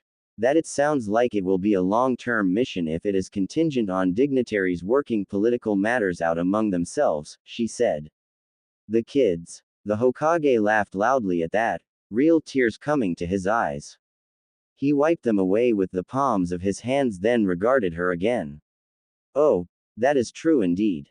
It has been classified as an A-rank mission lasting between 1 to 4 months. Any longer and they will have to apply for an extension which would mean more money. He steepled his fingers. But you could opt out at that point if you felt it was too much or too long for you and your pack. Thank you, sir, but I'm still worried about Naruto and the others at the orphanage. He waved her words away. I will update the surveillance to be more vigilant. They will do what they can. Thank you for sharing your heart's concerns with me, Haruno-kun. There was a knock at the door and Sakura bowed out, turning to leave just as another member dressed in armor and animal masks walked in, followed by another Anbu who was a head shorter. She recognized the ponytail right away but refused to look his way. In the hallway she allowed herself a private little smirk. They had given him a weasel mask. How fitting. Sakura remembered all the best memories at the worst times and all the worst memories at the best times. It was like some sort of self-regulating balance mechanism inside of her that wouldn't allow her to fall into either extreme. Sakura wasn't sure why she was gravitating back to the memories that made her heart pinch in bittersweet joy, but wondered if that was because she was excited to finally be going out on missions again, and in Anbu no less. It was what she wanted, so of course she would be happy, and of course she would be remembering something that hurt. You're not allowed to be happy, she thought to herself before knocking back another shot. And then another. And another. I'm a little worried about talking to you like this, Genma chuckled, settling into the seat beside her at the bar. He poked the empty shot glasses lined up in front of her. Sakura snorted and added another. No, this isn't too bad. They're not that strong. Just strong enough to get me a little buzzed. A little buzzed, Genma hummed, repeating her words as if he didn't believe them. I guess that should be expected from Tsunade's apprentice. Among others, Sakura corrected. She waved the bartender down and ordered a light beer, one with flavor she could enjoy. She ignored the looks and sipped her beer. What brings you out here? Booze. Sakura rolled her eyes. Aside from the booze, I just wanted to come talk to one of my new teammates. I just got a summons. His beer arrived and he held the bottom out for Sakura to hit with her own. At the sound his grin grew. Welcome back, hound dog. You just have an unending list of nicknames for me, don't you? Sakura sighed, bringing her lips to the top of her bottle. I guess that's pretty fast for the Hokage though. I just left his office. I know, I walked in right after you. I know, you were with the newbie, how's that? Could you believe I miss working with his cousin? When Sakura snorted he went on. I thought you were bad but it really is like working with a ghost. Kid never turns off. Doesn't even want to drink with us in between shifts. You're not supposed to. Now it was his turn to roll his eyes at her. Look at you. You think a little drink between shifts when you're off for 5 or 4 hours is going to matter that much? Are you forgetting the fact that the kid is only 13 years old? No one else thinks of 13-year-olds as adults. How old are you now? Shame on you for pressuring a minor into drinking. Genma threw up his hands, palms out. Hey, I never said I tried to force anything on him, I just wanted the kid to let loose a little and live it up. He doesn't turn off. He's like a machine. Sakura took a long pull from her bottle. He's 13 and he's in the ranks. What did you expect? Genma huffed loudly, leaning back on the stool and glancing about the empty shinobi tavern. Regular civilians were not allowed inside, so it was a little easier to talk about work without the worry of prying ears and wandering eyes. Another Shisui, to be honest. Or maybe nothing that bad, maybe a little toned down, but not a machine. There is no one else like Shishu. That kid is one of a kind. Don't I know it? Genma finished his beer and stared down the length of it. But I can't complain about their performance. Both kids are stellar shinobi. Makes an old guy like me think he needs to up his game a little bit. He was fishing for encouragement but he was sitting with Sakura, so he was fishing in the wrong pond. She finished her beer and pushed it up alongside the empty shot glasses. Well, you are getting old, old man. And here I was going to buy the next round. He shoved at her playfully. That teaches me to know better. I forgot how much of a brat you could be when you wanted to. They say your memory is one of the first things to go, you know. Okay, you're done. You're finished. Get out of here. Sakura made a playful face and he laughed at her. Heck no, open mic is in another 10 minutes and I wanted to be here to see the great entertainment. Oh really? That's terribly cruel of you. I should have known better. How about a bet to see if you're willing to dust off those golden pipes of yours? If Sakura had been drinking she might have choked. Hey, quit it. No, no way. I don't care what it is, the answer is no. Genma looked like he was about to say something more when the front door opened and a pair of new figures stumbled in, or one of them stumbled and the other gallantly goose-stepped his way through the bar. Asuma and Kurenai followed the pair in, secretly smiling to each other about who knew what. It was hard not to snicker about the state guy dragged Shisui in. It was pretty easy to see what had happened since she had been in the same situation only weeks ago when Guy dragged her along in much the same state. Shisui was already famous throughout the shinobi world for his body flicker technique, but that required chakra, and without chakra, he was still second best to someone like Guy. It was hard to find someone who could beat Guy in a spar without chakra. Ah, my youthful colleges, it is good to see you already here in preparation for the evening's festivities. Guy boomed. Oh, you planned this? Sakura asked, glancing between Guy and Genma. The latter was grinning like the cat that got the cream. Every week we try to assemble for Shinobi Open Mic at the Thirsty Dragon. It is a new tradition, but not one I see us abandoning any time soon. Look, I even captured a captain to join us tonight. Ah, fun, is Rado coming? Genma asked, leaning around Sakura to look at where Asuma and Kurenai were. Both were, once upon a time, on a genin team with Rado Namiyashi. Not until later, Kurenai said with a wave of her hand. He's busy with a girl, I think. His loss, Asuma laughed. Oi, but we have something to celebrate this time, Guy said, shaking Shisui again.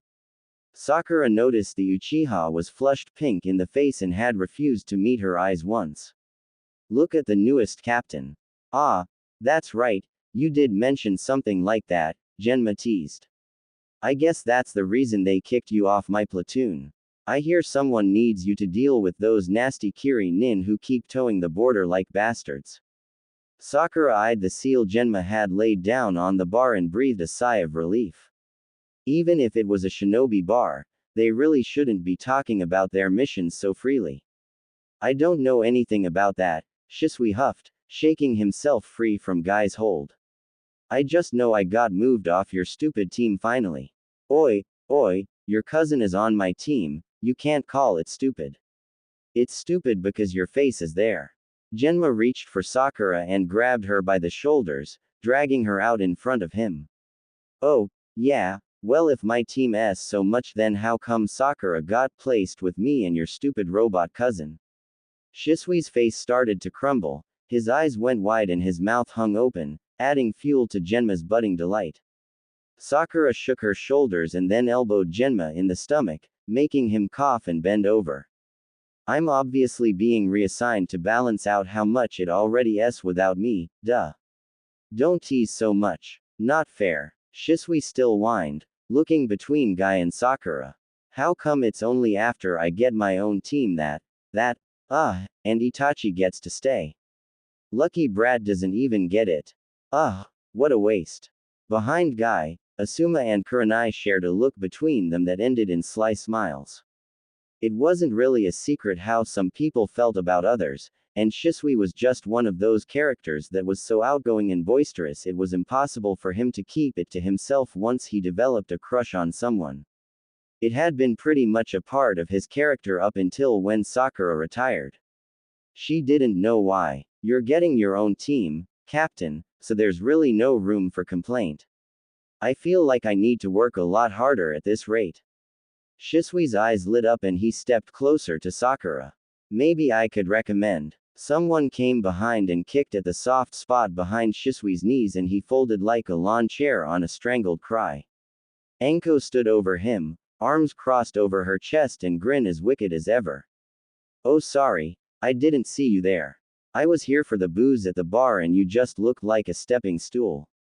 Sorry. Her tone was overly sweet and no one believed her. Devil woman, Genma whispered behind Sakura.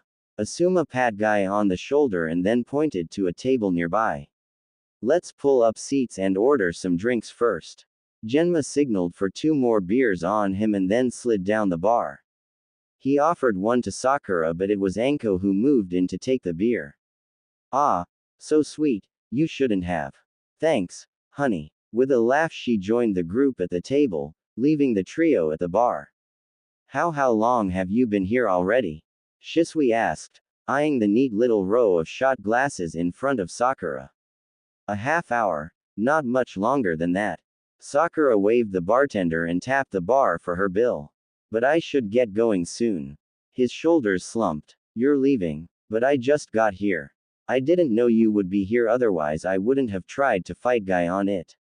Sakura grinned. I figured as much. He did the same thing with me the last time I saw you all. It's almost impossible to take him on with a no chakra handicap. You're telling me. It's scary when I think about how much I rely on my chakra for even little things like D-rank jutsu. Sakura absently remembered that his body flicker was a D-rank jutsu that used very little chakra, but was difficult to pull off over long distances. With the skill he had he probably elevated the rank of the jutsu to C rank at least. She didn't know many other people who could make illusions stay behind after a successful body flicker. Sakura pulled her coin purse out of her jacket, nudging Chainsaw a bit before laying the right amount of cash down with enough extra for a good tip. The smallest of her Ninken yawned but then nestled into her chest to go back to sleep. When she looked up, Shisui's expression reminded her of a kicked puppy. Before I leave, we should test out our body flicker. Sakura stood from the bar and turned to face Shisui. I've been pretty bad about practicing it and I would appreciate the opportunity to get humiliated by someone younger than me. For real? You're really being real? Being serious I mean. Sakura shrugged, dropping her hands into her pockets. Sure. As long as you're fine with it, we can even throw in some pursuit and survival training. From inside her jacket, Chainsaw stirred and yawned even louder. I'm really free until I think next week when I get the rest of my team assignments. Can I contact you or should you? Oi, Captain, when are we leaving on our next mission? Sakura asked, turning to Genma. Next week, around the same time.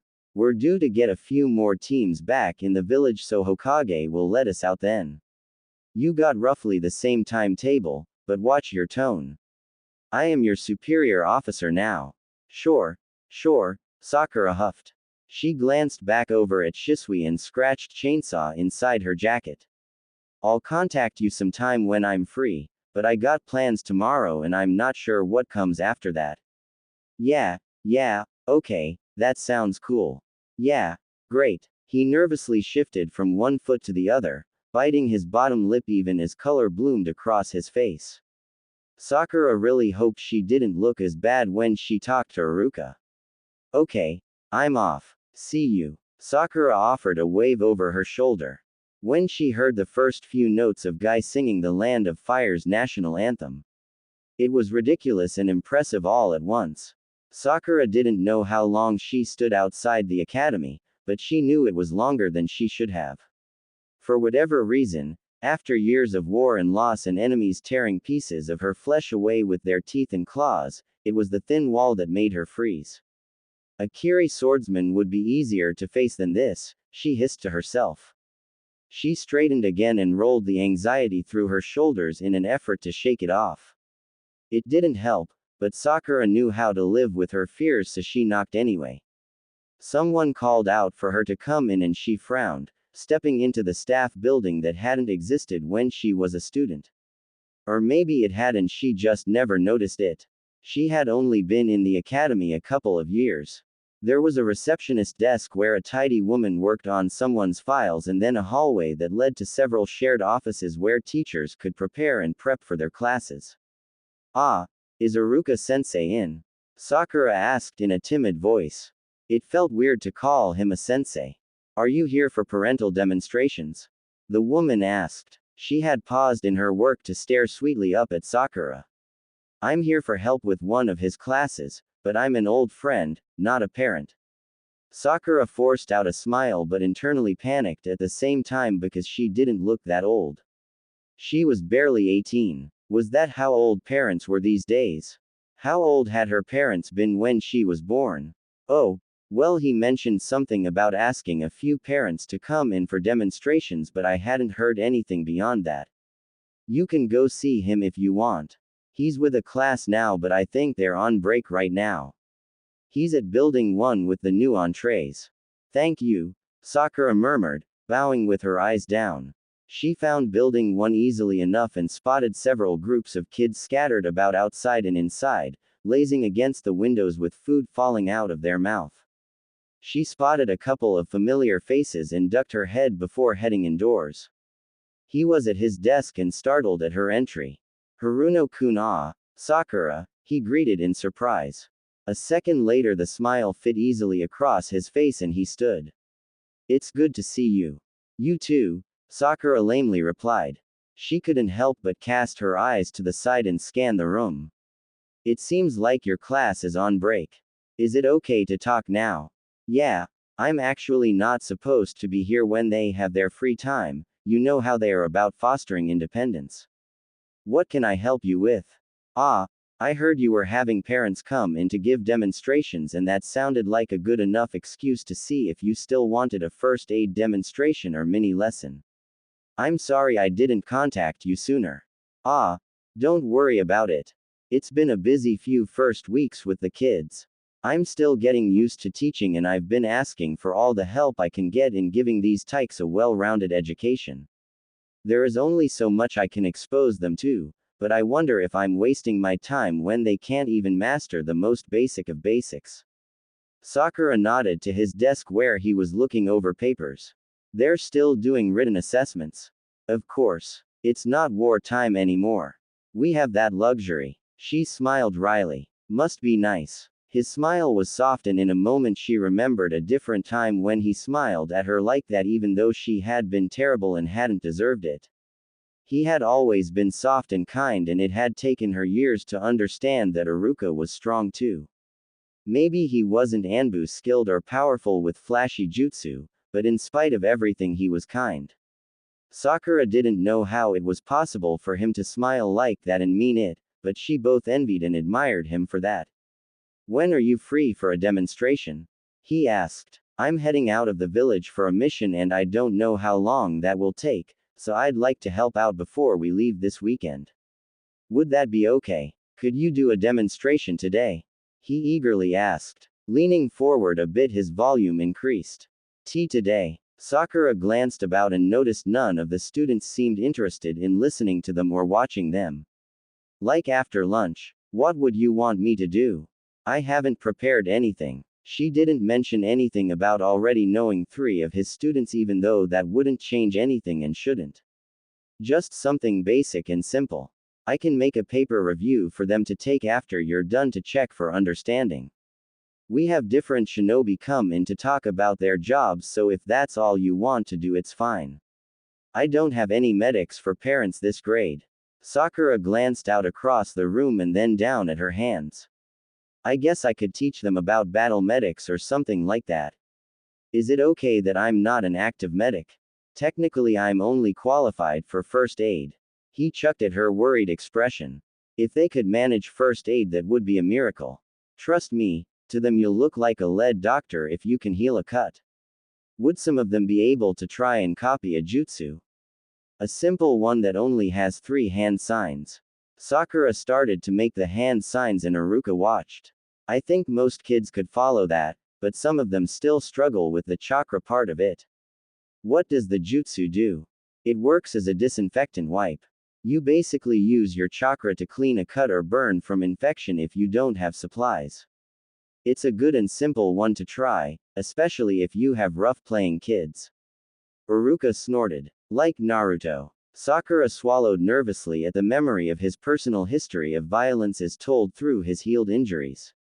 It doesn't require a lot of chakra. I think some of them might actually be able to do it, but it'll likely be too uncool to be remembered. Iruka's smile turned sly in a rare moment of personal pleasure. Doesn't matter how uncool something is if it shows up on a test. Did you just chuckle about giving these kids a pop quiz? It's not a displeasant thing to have power of authority.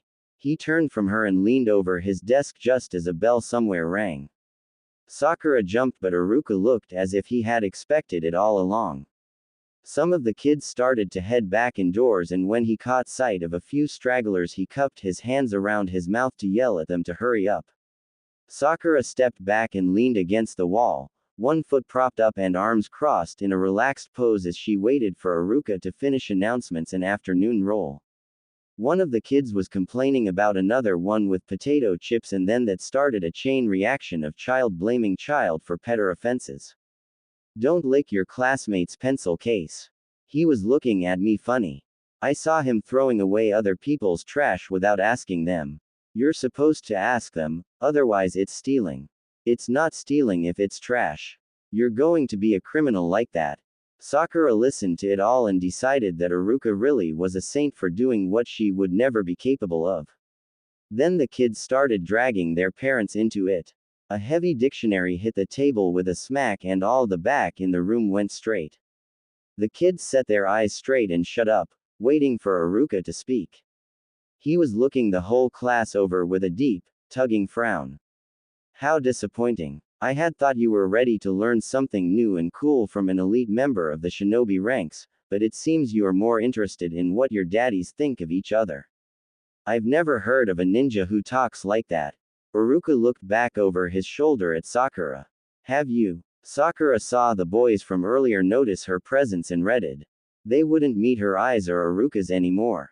On the other side of the room, a little ways away from the rest of the kids, Naruto gasped the moment he noticed her. Sakura watched him start to stand only for Sasuke to yank him back down. I've not, she answered smoothly, watching as the chastised children reddened further. But I've heard of ninja who defend their parents often enough. It's not a terrible thing to love your old man, I guess, but there are better ways to show it. When she looked back over at Iruka, he was smiling proudly at her, and it made her grateful she had finished speaking, because her heart was doing that stupid thing where it skipped beats and got stuck. Well said, Shinobi-san. Alright, that reminds me of what I'm doing here. I'm a teacher here at the academy because I want all of you to be shining examples of the will of fire entrusted to each and every member of the village. I'm here to be the teacher of excellent shinobi who grow up to protect all their loved ones. Today I have a guest here who I asked to come in and talk to you all. This is Haruno-san. She is a Jonin and a veteran from the Third Shinobi War.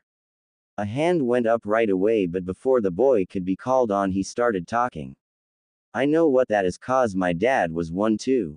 A few other students agreed, and then the conversation shifted between what the difference was between Chunin and Jonin and Genin, because only half of them could remember and those that did were getting the ranks all wrong.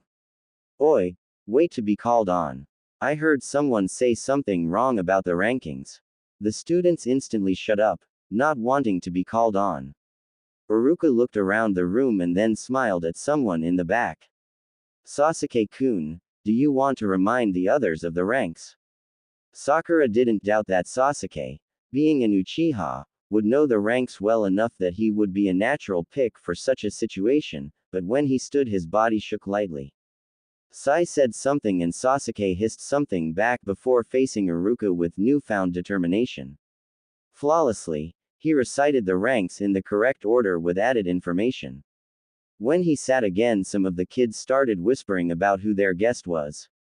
Haruno-ka, Haruno-san, would you like to come up to the desk and introduce yourself a bit as well as explain to the students what you do?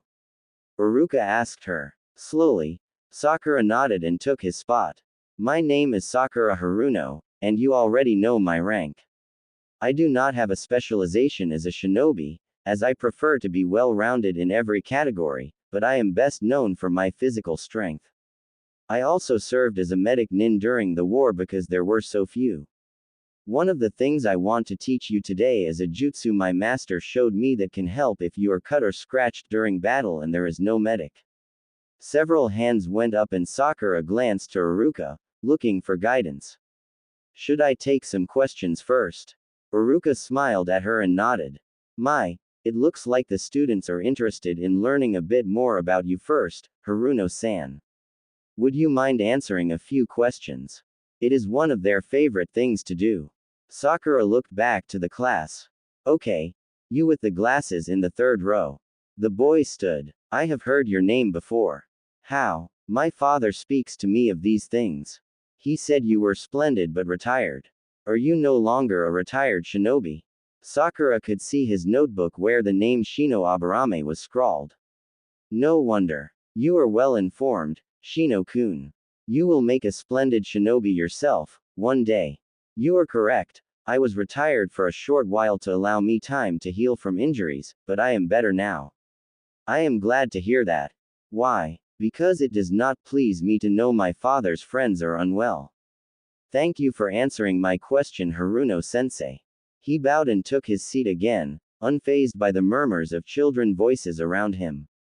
Another boy asked Sakura how old she was, and Sakura told him that he was asking dangerous questions before a girl asked if Sakura's hair was really that color.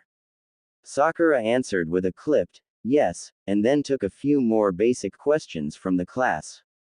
She ignored Naruto, who waved his hand like crazy, and the boy with red marks on his face, shaped like fangs. What jutsu will you show us? Will it be flashy? Someone asked. Instead, Sakura pulled back the fabric of her right arm. Her left was always covered from elbow to fingertip to hide the prosthetic, but her right arm was all flesh. Sora cut a thin line with her kuni too fast for them to see. Red beaded soon after, and the kids began to panic. How many of you know what you should do with an injury like this? She chose a girl with blue eyes and pale hair. You need to put a band-aid on it, quick. True. But you are on the battlefield. You do not have any bandages left. This happens often, and many shinobi will try to make bandages on their own out of things like shirts and headbands. This helps, but it makes another problem. Who would like to guess what that problem is? When no one got it after a few tries, Sakura answered for them, explaining who infection was and how dangerous it was to shinobi. Some students seemed to understand and others still looked lost. Sakura ran her gloved hand over the cut and it steamed, then healed. When she wiped the blood away, there was nothing left. The kids sounded amazed. Healing a cut is a bit complex, but what I want to teach you today is how to clean a wound with your chakra. I will be distributing fish to groups of 3, 1 for each row. Students may then take turns copying my jutsu that makes their chakra into a cleaning chakra, one that disinfects the wound on the fish. If you are successful, I will be able to tell. Uruka had the kids clean off their desks, and Sakura used an old scroll from her training days to summon dead fish with cuts down their bodies. She had just enough for everyone, including the last group made up of Sasuke, Naruto, and Sai. Sakura-chan, Sakura-chan, Sakura-chan, Naruto chanted with a huge grin. You're so cool. Sakura flicked his nose. It's Haruno-san or Haruno-sensei today, kid. Be respectful. Naruto laughed and held his nose while Sasuke stared and Sai said nothing. Back at the front of the room, Sakura taught the whole class the hand signs they would need. Uruka and she moved to each group to coach them along and encourage them. Sakura almost avoided a group but settled down in front of Hana's little brother with a twist in her gut. Kiba-kun, Sakura guessed. The boy looked up and smiled a big toothy grin that hurt almost too much. He was a lot like his sister, but she still reached for him to guide his hands. Here, it will be easier if you think of your chakra like this. Without surprise, there were a lot of girls who got it, only because girls tended to listen better to instruction and have a better hold of their chakra at such a young age. Also, students with fire nature chakra like the Uchiha seemed more suited to it. More and more students seemed to get the hang of it once someone in their group could do it though, and Sakura was surprised but delighted at their progress.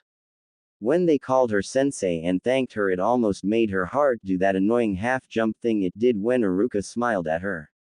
Sakura went to the back to sit beside Naruto, who was the only one in his group still struggling, though he refused to give up. Sakura sat behind him and guided his hands, and then the chakra that pooled in his palms. There was so much, too much, that she had to filter most of it out herself. You feel that? That's all you need. Try again. It took 2 more attempts before he was able to get it. His disinfection was slow, slower than most kids on account of how hard he had to concentrate, but once he found the hang of it, he brightened and cheered. Thank you, Sakura-sensei. Sakura kept herself from clutching at her chest. I didn't do that much, kid. You're better at this stuff than you think. She didn't even admonish him for using her first name. Sasuke scoffed and Sai sighed, seemingly bracing for whatever would come next. Naruto, predictably, ruffled at the sound and snarled at Sasuke. Oi, what was that for? You could have gotten it on your own. You didn't need to get help. It's like cheating. Before Naruto could retort, Sakura placed her hands on Sasuke's shoulders and he stilled, glancing up at her as she stood over him. I don't think so, Sasuke-chan. Everyone needs help in the beginning. We are born needing help for the most basic things. Even adults like me need help sometimes. There is nothing wrong with that, even if it sometimes feels like cheating. If you want help on anything, I would be willing to do just as much as I had for Naruto. That's why we're all here at the school together. We're here to learn. Then someone in one of the middle rows started cheering. Sakura heard another kid cry, so cool. And another freak out indiscriminately. They got really excited when they could do it after tying so many times. She stood to talk to them, but a whole new row of kids got up out of their seats to rush across the room. Kids were growing louder and their cheers rose with them. Sakura couldn't help but smile as she listened to them. Oh my god, it's so fluffy, I'm gonna die. Sakura paused, buoyancy fading from her heart. The kids were crammed up around the windows and staring out at something. Sakura stood on a chair to see over them and sighed. With a hop she descended and made her way over to the side door to open it and lean out. The kids started to whine, begging her not to scare it off. Get in here you two. Where is Dango? He was supposed to be keeping watch. Sakura held the door open as Mop and Soda trotted in, ears and heads lowered as their tails barely moved from between their legs. When the kids started to cheer, Mop began to perk up, but Sakura made a noise in her throat that reminded him to be professional. Sit. Both of you. The whole class rushed back to their seats and leaned forward. It didn't matter that her command had been for her dogs and not the kids. Uruka gaped at their obedience. A few seconds later Dango came skidding in. Sorry.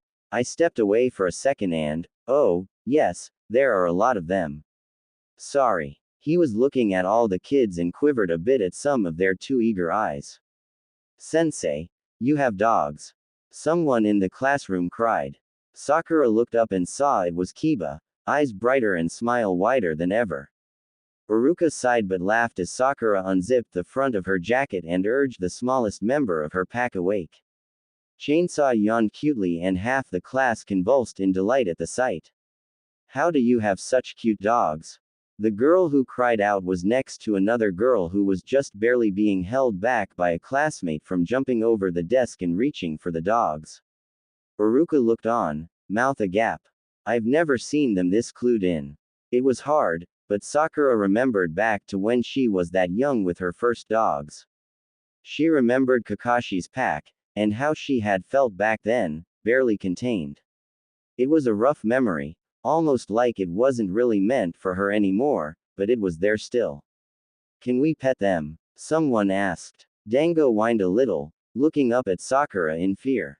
She could only grin. Served him right. If you're good and your sensei says it's okay, we can run drills with the dogs. These guys are ninkin. They're ninja dogs that help me on the front lines, but they also run recovery and first aid across the battlefield. She knelt down beside Dango. This is Dango, and when we're working he will wear a first aid harness that helps him supply aid to those who are hurt.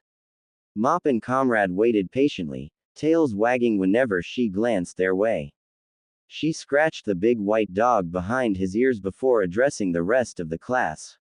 This is Soda and he's the fastest. He can run and relay messages with stamina that would give any other nin a run for their money. She reached for Mop next. This is Mop and he's a monster. He'll tear apart my enemies for me if I can't. And what about the last one? Someone cried. Sakura rubbed Chainsaw's ears. This little guy, Chainsaw, is a censor. He's better than me when he's all the way awake, but he's still a growing boy. He lets me know when I'm in danger or if there are people nearby who might have chakra. Why are their names so funny? Why do they look so weird? Where did you get them from? How can that one talk? The questions rolled endlessly from their collective voice. Sakura knew they would go on and on with the asking if she didn't cut it short, so she looked to Uruka. What sort of game did you have in mind? Uruka asked, whispering to her behind his hand. A few minutes later the kids were scattered outside wearing cards on their chest with roles they had to play. Some had to hide, some had to run, some had to try and steal something from Mop's mouth, and others had to use the first aid kit from Dango's first aid kit correctly. Most kids got a turn at 2 or 3 different roles before the end of the day drew close enough to make Sakura jittery. You have to go soon? Uruka asked. Sakura pulled her eyes away from where Kiba crouched in the mud, rolled all over with it to hide his scent. Just like Hana. Sakura fished something out from under the collar of her shirt. Yeah, but there is something I think I need to do first. No one heard it and no one reacted to it except Kiba and her dogs, but when the others turned towards her she signaled them back to the game and headed over to where Kiba was hiding. He was already sitting up and watching her. She motioned with her hand for him to follow her. Where are we going? He asked after a half minute of traveling into the academy's underbrush. Sakura turned around and crouched down to be at his eye level. There was something I needed to show you, Kiba-kun. Do you know who I am? Kiba's smile was wide and eyes full of innocence. Yeah, you're Sakura-sensei, Iruka-sensei's friend. I guess you wouldn't remember, since you were so young back then.